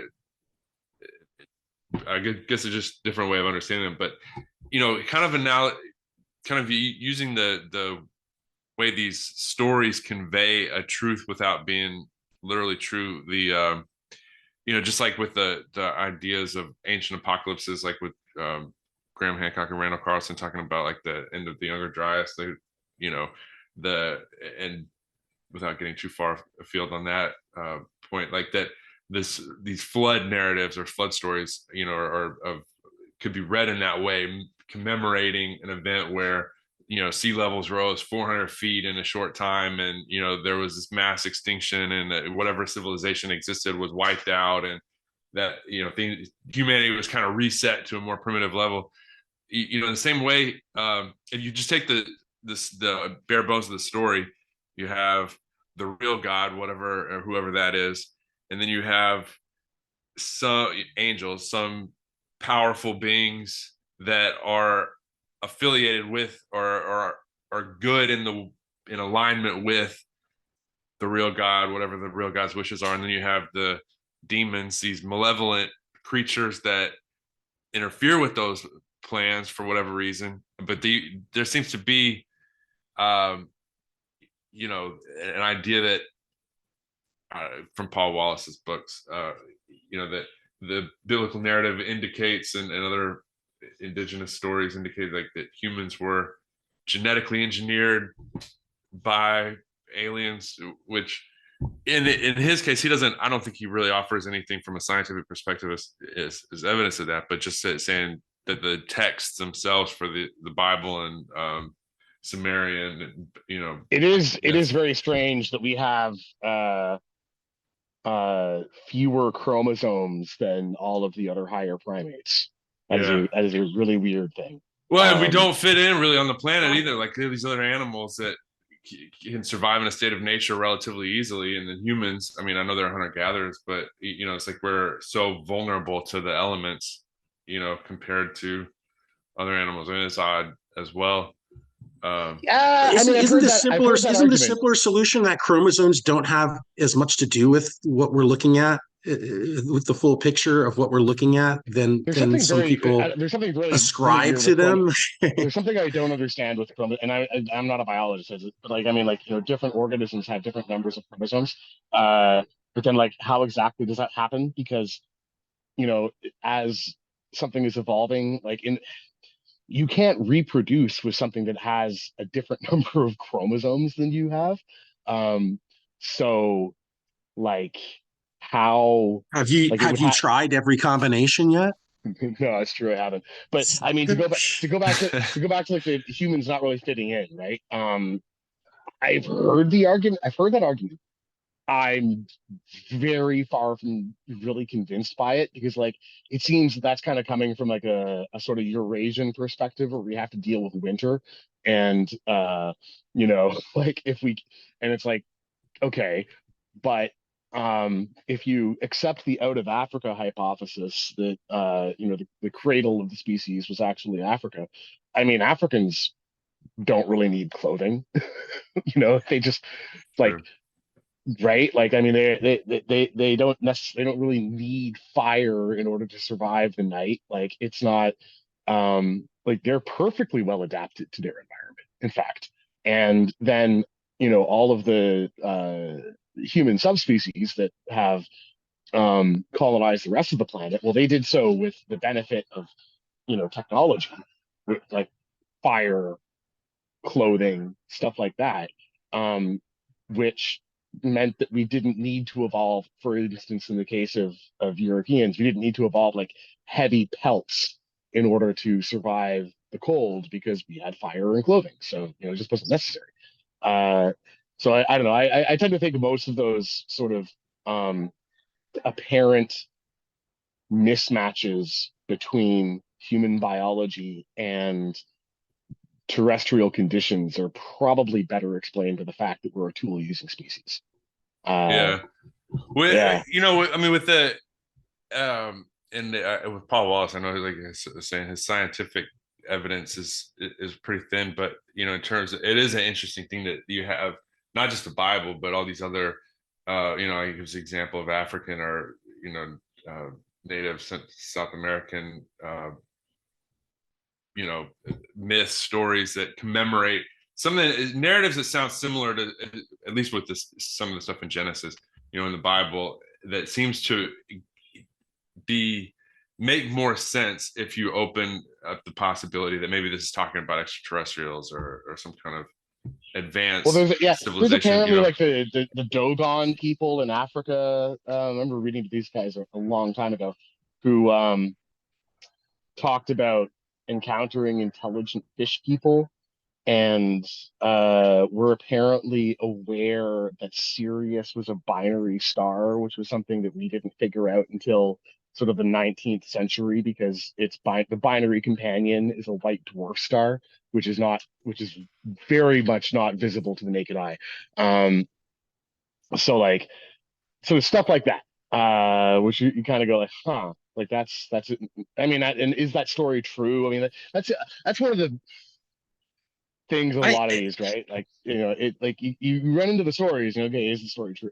Like Right. it's a good story, but but true is different than okay. So like to take Genesis for example, and if we look, you know, we have the two separate accounts of Genesis.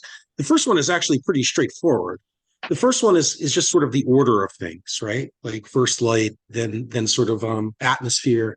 Then you know, if you look through it, you're basically seeing like a kind of a summary of essentially like how a universe comes into form, right? Essentially an And evolutionary sequence. Yeah, it's like you start with the most it is basic elements, and then you kind of like they right, and then become the like forms become progressively more complex, structured and right? complexified, right? And like Right. you So go it's from right. the less complex animals and life forms, the culminating with humanity in the end. Yeah, yeah, totally. So the artist can perceive truth, like these scientists, and let's say more specifically the left hemisphere abstracting materialists, right? They need instrumentation, they need tools, they need models, they need quote unquote evidence, like in order to try to reconstruct a picture of reality. Whereas like the author of Genesis just boldly states it because that's obviously what happened, right? Something like that. Well, yeah, It's I mean, something and along those lines. Like it's sort of like, okay, there's the I'm argument that that came actually from Plato's Timaeus, which I've been reading recently, and like and and that's actually a pretty reasonable argument because like the way and also Plato and if describes. whether and he could very well be the author, but my point is that the artistic perspective is a little bit different, and then Plato, among many other things, was an artist. So what we're looking at here is, in other words, like direct, sort of implicit, well, there's implicit knowledge about the world or sort of direct observation of it. Genesis does it very well, and I Yeah, think that's it's why it's an enduring I wouldn't say story. I wouldn't say necessarily. I mean, there's creative aspect to it, but it is also like this kind of like logico-deductive kind of thing where you can sort of like start with like, okay, what is necessary for human life, and you back engineer from that, right? And it's like, okay, well, you need Right, right. land, you need water. Okay, so those must have been there before humans. Okay, well, humans need to eat stuff, so that means they need plants, need animals. So those must have been there before humans. Okay, well, animals and plants also need water and land and air. So again, like the water and air must have been there before the plants and animals were, and then you just kind Right. of like You're logically just work your way directly back. apprehending reality, which Yeah, is you what I don't think need. real artists do. Yeah. Yeah, you don't need like And it's instrumentation like it is or you do, logic but is the instrumentation is like your senses essentially, like the it instrumentation would that be like nature provided. right. So like Mycroft Holmes, for example, in his story, in the Arthur Conan Doyle Legendarium, like it's sort of like he is the right hemisphere essentially, and to Holmes's left. Holmes is the investigator. Mycroft already knows the solution. He says to Holmes, he says, "Now go out and prove it." Right? It's something on the order of that. From what my dim understanding of what I've read of McGilchrist so far, like tells me that it's something on that order. So I'll jump to the end of the story now. We talked about Genesis and how people will manipulate that and say aliens responsible for everything, worship them, right? They'll say that it's the most plausible explanation. Let's say like, look, the artist figured it out, the ultimate truth of it. The scientists and the sciences will figure out sort of the material reduction, reproducible explanation. So let's go to Revelation, to John of Patmos, right? What did he say was going to be and again, maybe apprehending truth directly? He did not talk about aliens coming from the skies. What he talked about was a great illusion. Everything that was described in Revelation was not about, yes, there will be forces beyond human comprehension, and you might as well call them cosmic, I guess, not extraterrestrial, but cosmic. But what he also talked about was deception, right? A great deception. The false prophet would come, and people would be shown great signs and wonders by this person. He could look like a gray alien for all I know. It's like if he arrives tomorrow and it's a gray alien talking about world peace and like how to achieve it. Yeah, look, I mean, score another one for the Bible, because like I do think that the simpler explanation is human deception, because we are cunning monsters as well as beautiful, children of God. There are designs on everything. And if we don't think that this is one of those, let's put it, here's another way to put it. What if there are aliens and also this is a psyop? In other words, what if it's not exclusionary to say that like That people are is planning some sort of that fake is alien that invasion, is even that though is there are real exactly aliens? that is exactly my preferred interpretation of all of this. I mean, just because the aliens are real does not mean it's a psyop. Just because it's a psyop does not mean aliens are not real. That's kind of what I was getting at with like the Piltdown Man comparison, right? It's like that was a psyop, it's a hoax, and yet like missing links are real, you know. Um, so like I could definitely, I mean, COVID, same thing, right? I mean, you had all those people, uh, a year into it, it got really big, or viruses aren't real. Like all of virology is a giant psyop and has been since like the germ theory is totally And I always thought that's absurd. Um, and then the weaker version of that was like, well, COVID doesn't exist, right? Like the existence, like viruses are real, but COVID isn't real. And like I've gotten sick from COVID. I tested positive when I got like viciously ill with it. So like I'm personally pretty convinced that COVID was real. But COVID being real does not imply that it was not a psyop.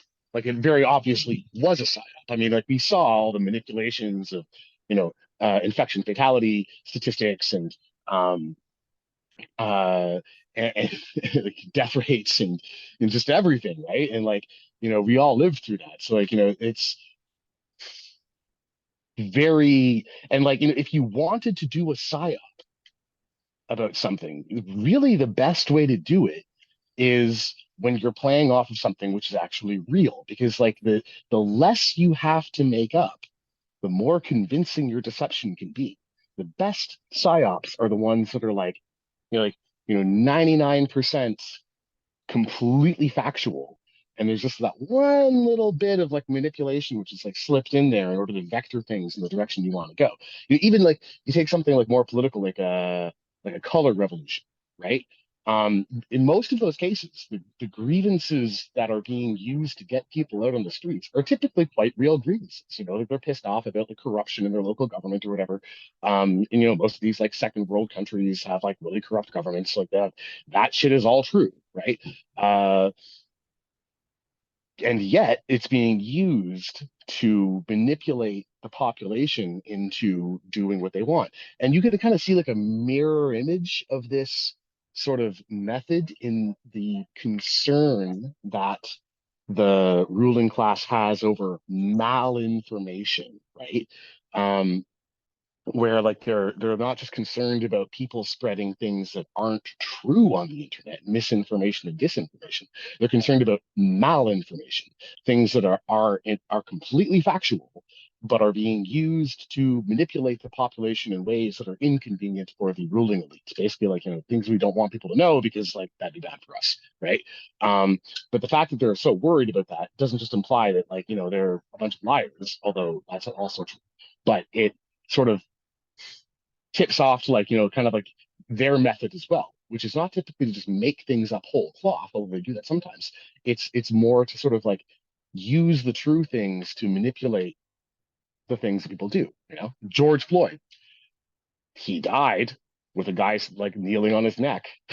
Like that all happened, and yet like that was used in order to try to do a color revolution in America. So yeah. Yeah, and again, that's a great point, because you get, we talk about like, well, how would this look if they were trying to pull off something like an Ozymandias maneuver? And like I think that it would be something like that. In other words, there's a difference between simulated reality and artificial reality. So it's sort of like what was done with George Floyd, in particular with that video of Derek Chauvin, was to essentially take real images and recontextualize them, or strip out and present them in such a way through editing, and through carefully managed narrative structure in order to produce the desired effect. So I think, again, minimalism, I do believe, is like part of the reason that we don't see like these simulated or artificial events related to aliens quite yet. Again, if it is something like that, a maneuver, a psychological operation, intended to produce a particular result, and I just spoke about this before we started, it's like they can't fuck that up. Like that would be literally the curtain being pulled from the Wizard of Oz. Like once, if they move on that, it has to be something that is either a very gradual approach and something where they're carefully managing an image that was either designed, or again, like, you know, with George Floyd, it was an image of opportunity.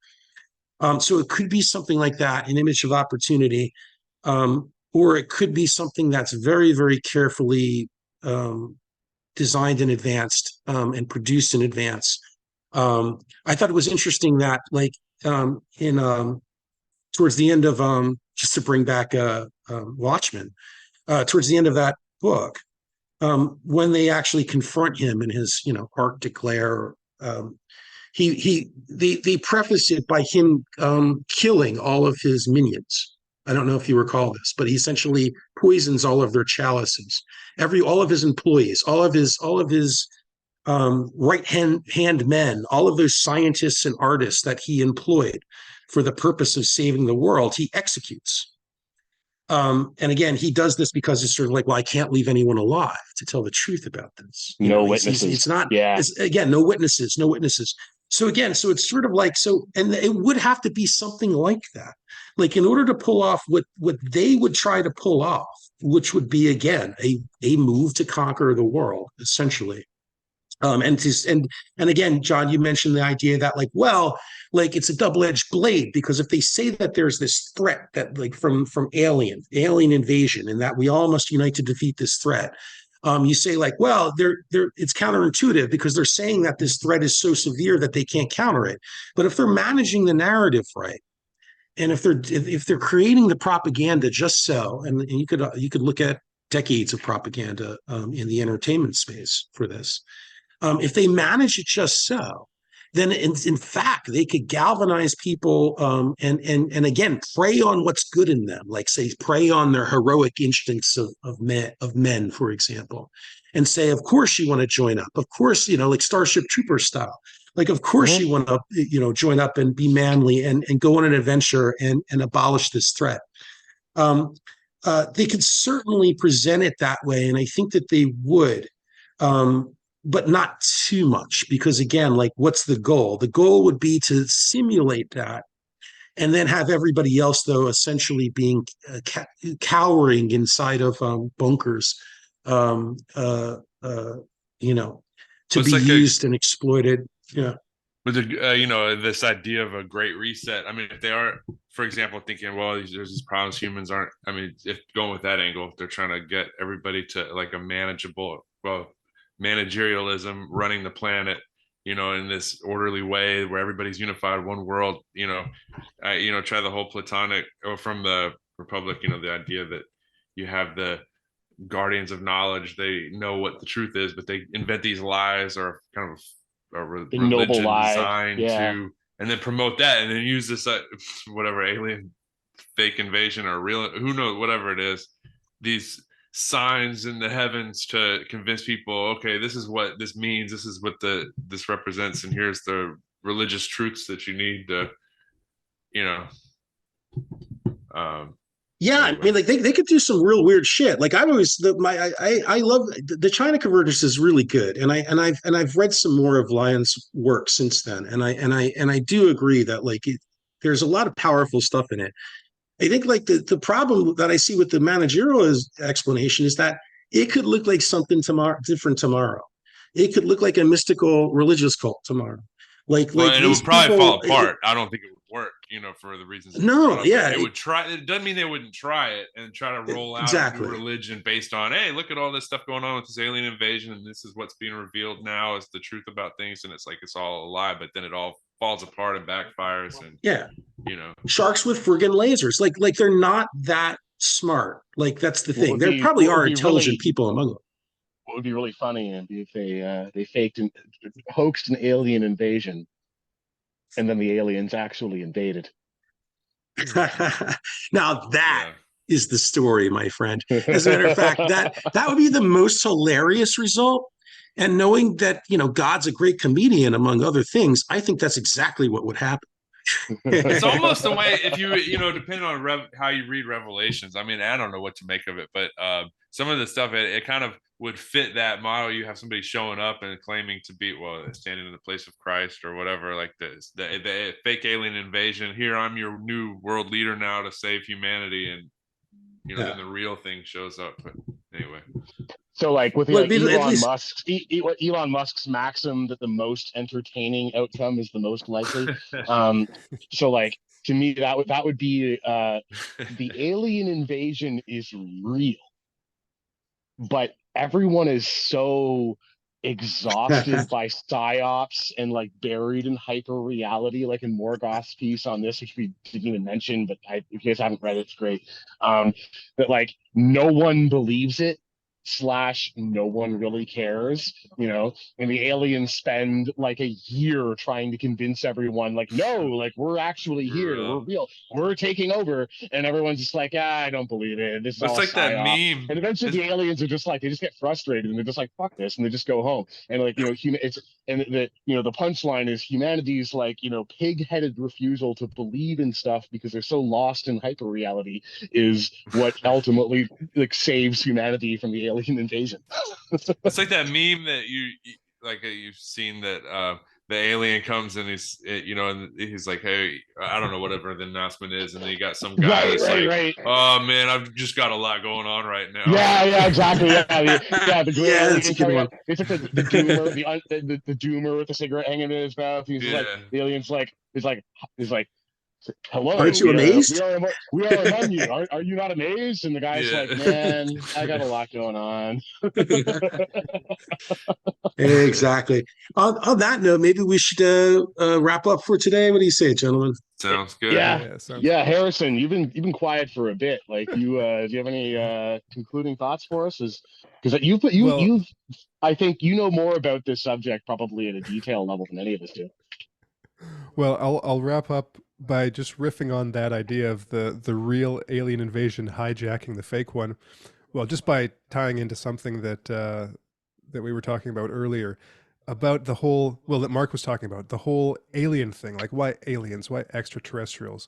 And so I think we can tie in that with a lot of the discussion that came afterwards, is that there is a very real psyop that's been going on for generations now related to this like extraterrestrial alien thing, I think. And at least I think that's a plausible explanation for what's going on. And that I'll just point out a couple things. One, if you look at a lot of the big names lately, like you could include Grush in there, but like Lou Elizondo and the guys around Bigelow and all those guys, they're actually very careful about not using the word alien or extraterrestrial.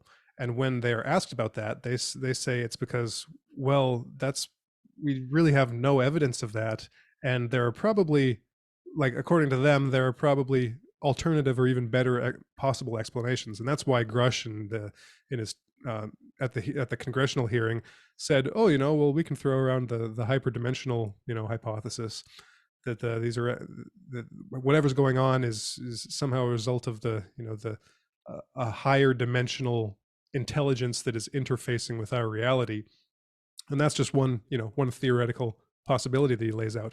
But a lot of these guys are actually very careful about getting away from the extraterrestrial hypothesis, including Jacques Vallée, who's been a ufologist, one of the biggest names in ufology since the 60s. Well, even before then. I think since the 60s.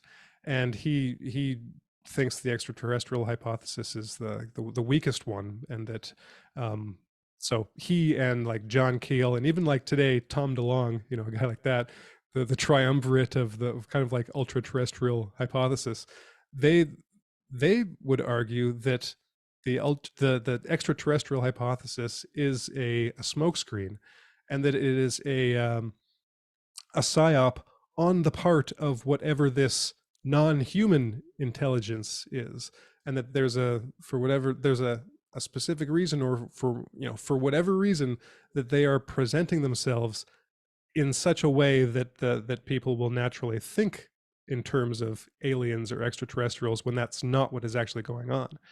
So there could be this this like higher level deception and illusion going on, in that the phenomenon is real, and it may even present itself as extraterrestrial, or maybe something else, who knows, but that all of those are just part of the shell game, and that there's actually something else going on behind the scenes that isn't even necessarily a human made deception, that this is a deception on a whole other level.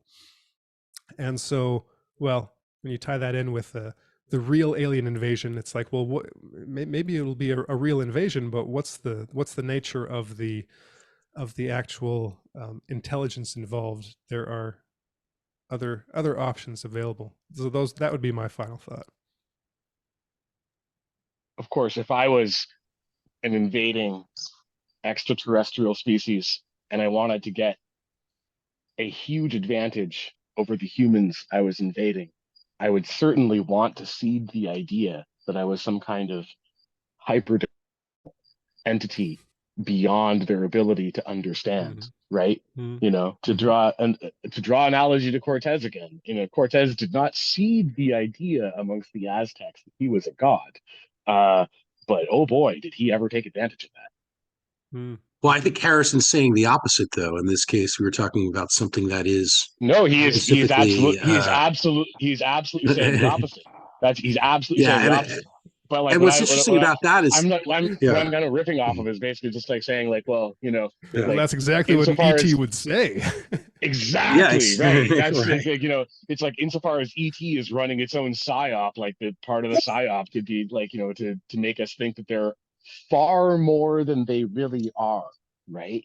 So like, I guess like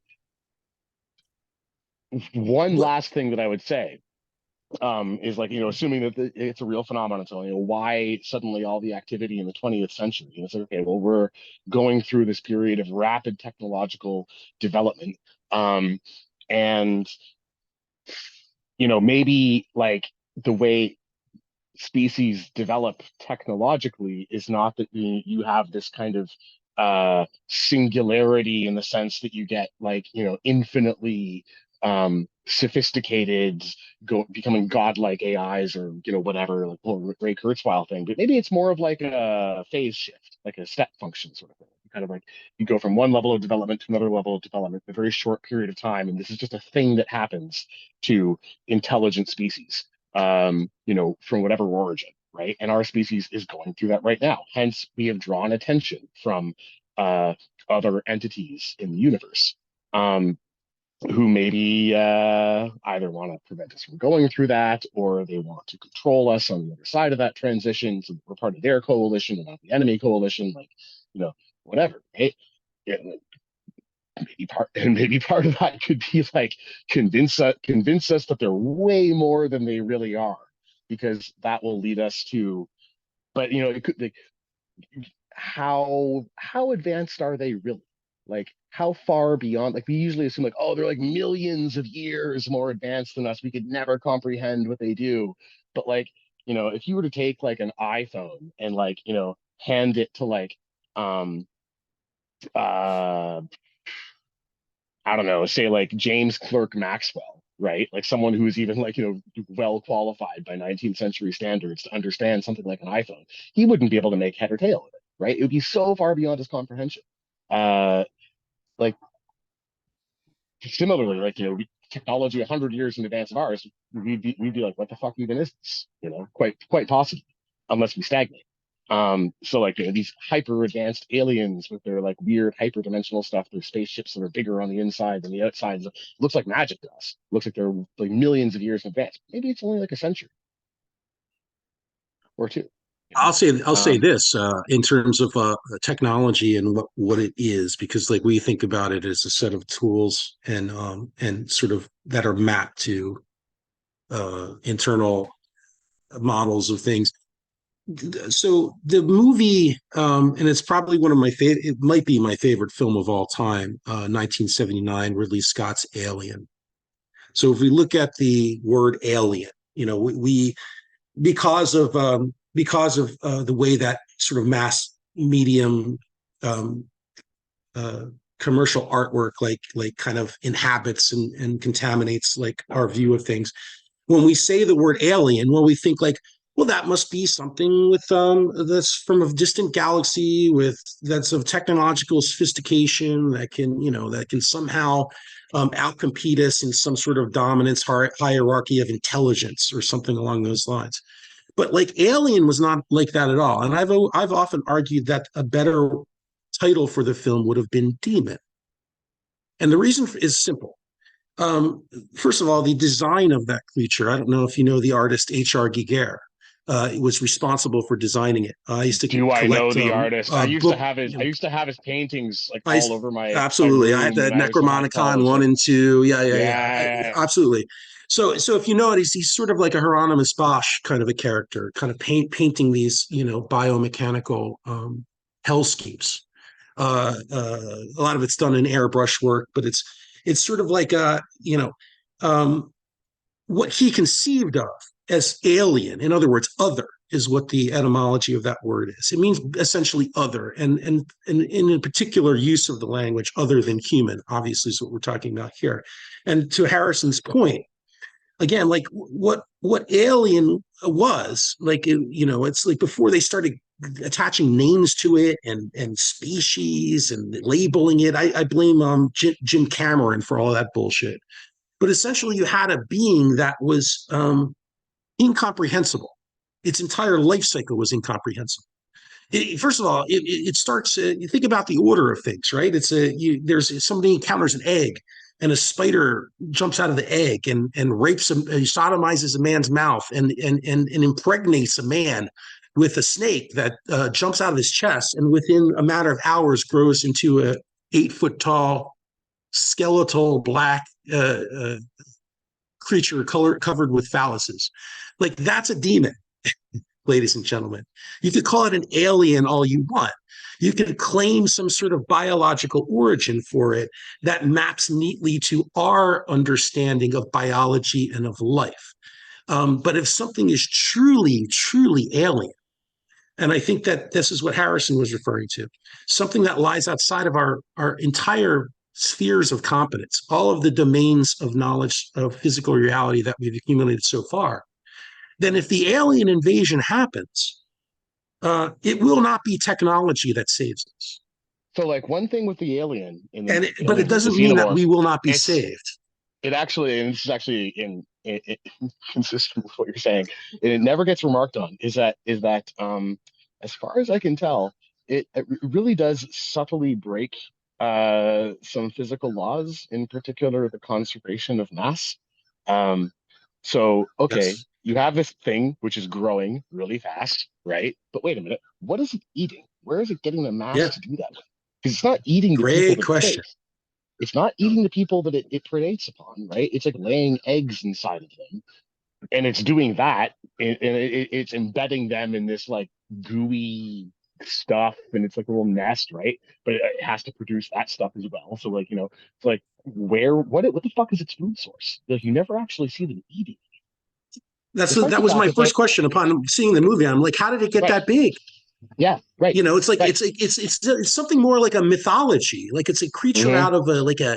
If you ever spend any time reading some of the batshit like sort of Native American mythological monsters, like anything about them, it sounds a lot more like something like that or something out of Like a skinwalker or ancient like a like Wendigo or East something. Yeah, Asia. Yeah, yeah. yeah. It's sort of like And it's not. and then it's like it's got these like sharp teeth, right? But again, it never actually eats anything, so it looks like a predator, but like it doesn't seem to actually use those teeth to like It's eat things. worse. So like It's it's got like the two only mouths and it doesn't eat anything, except right, possibly for exactly. Parker's brain at the end.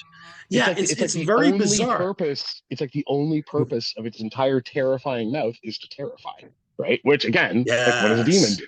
It eats your fear, Yes. which Yes. then connects into like one of the darker alien hypotheses and the UFO thing is the whole loosh thing, right?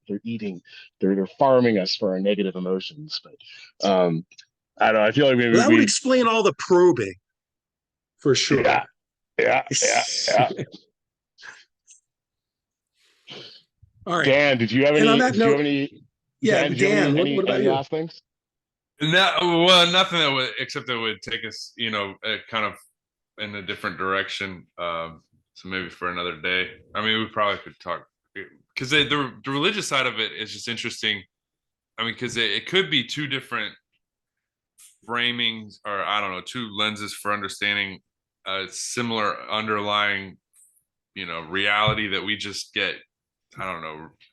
It's like what's the analogy? I mean, you're the parable or the allegory of the blind men all feeling the elephant, and none of their descriptions seem to match up depending on what part of it they're feeling. It's kind of like we're talking about some underlying reality that maybe we don't have direct access to or good information about, and there's a lot of bad information out there, and you have these different framings for understanding it. Some like a physical, UFOs or alien, species from another planet that are kind of like us biologically, but more technologically advanced. But then you have the hyperdimensional or the spiritual angle, or then you can get into simulation hypothesis, and Meanwhile, and it's all these things some could just be kind of symbols or metaphors that are in some way referring to some reality.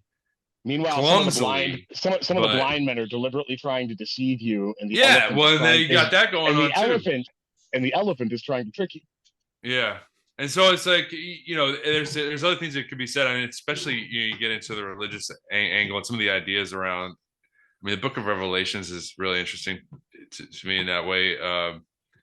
Even one of the ideas that doesn't get discussed a lot, but in one passage, and I forget the exact passage, I wrote a Substack post about it a while back, about just that there's this timeline that's given where Jesus comes and everything's great. He reigns for a millennium, although it's not necessarily that amount of time, but just some amount of time where he reigns on the earth and everything's great. And then he leaves with his people. And then there's the devil has been bound during this time. And then the devil is unleashed to just deceive the nations and then everything kind of culminates into Armageddon. And it's just an interesting idea that, again, I don't know what that is exactly referring to. Maybe it's just mythology, or maybe it's referring to some reality in an artistic, visionary kind of way, that you have the devil now has this. We're in that age where the devil's deceiving everybody, and you've got a false history, and this is building up to something, and there's like this accelerated timeline that they're on. And actually, my kids are getting dropped off by their mom, so I hear the doorbell ringing, so I'm gonna be back. But anyway, y'all can carry on, and I'll be back momentarily. I think that's a good note to end on, though. Yeah, maybe. All right. Okay. All right. Well, that said, thanks for joining us for another Tonic discussion. Hopefully we'll see you next week. Take care. All right. Bye, everyone. Bye, everyone.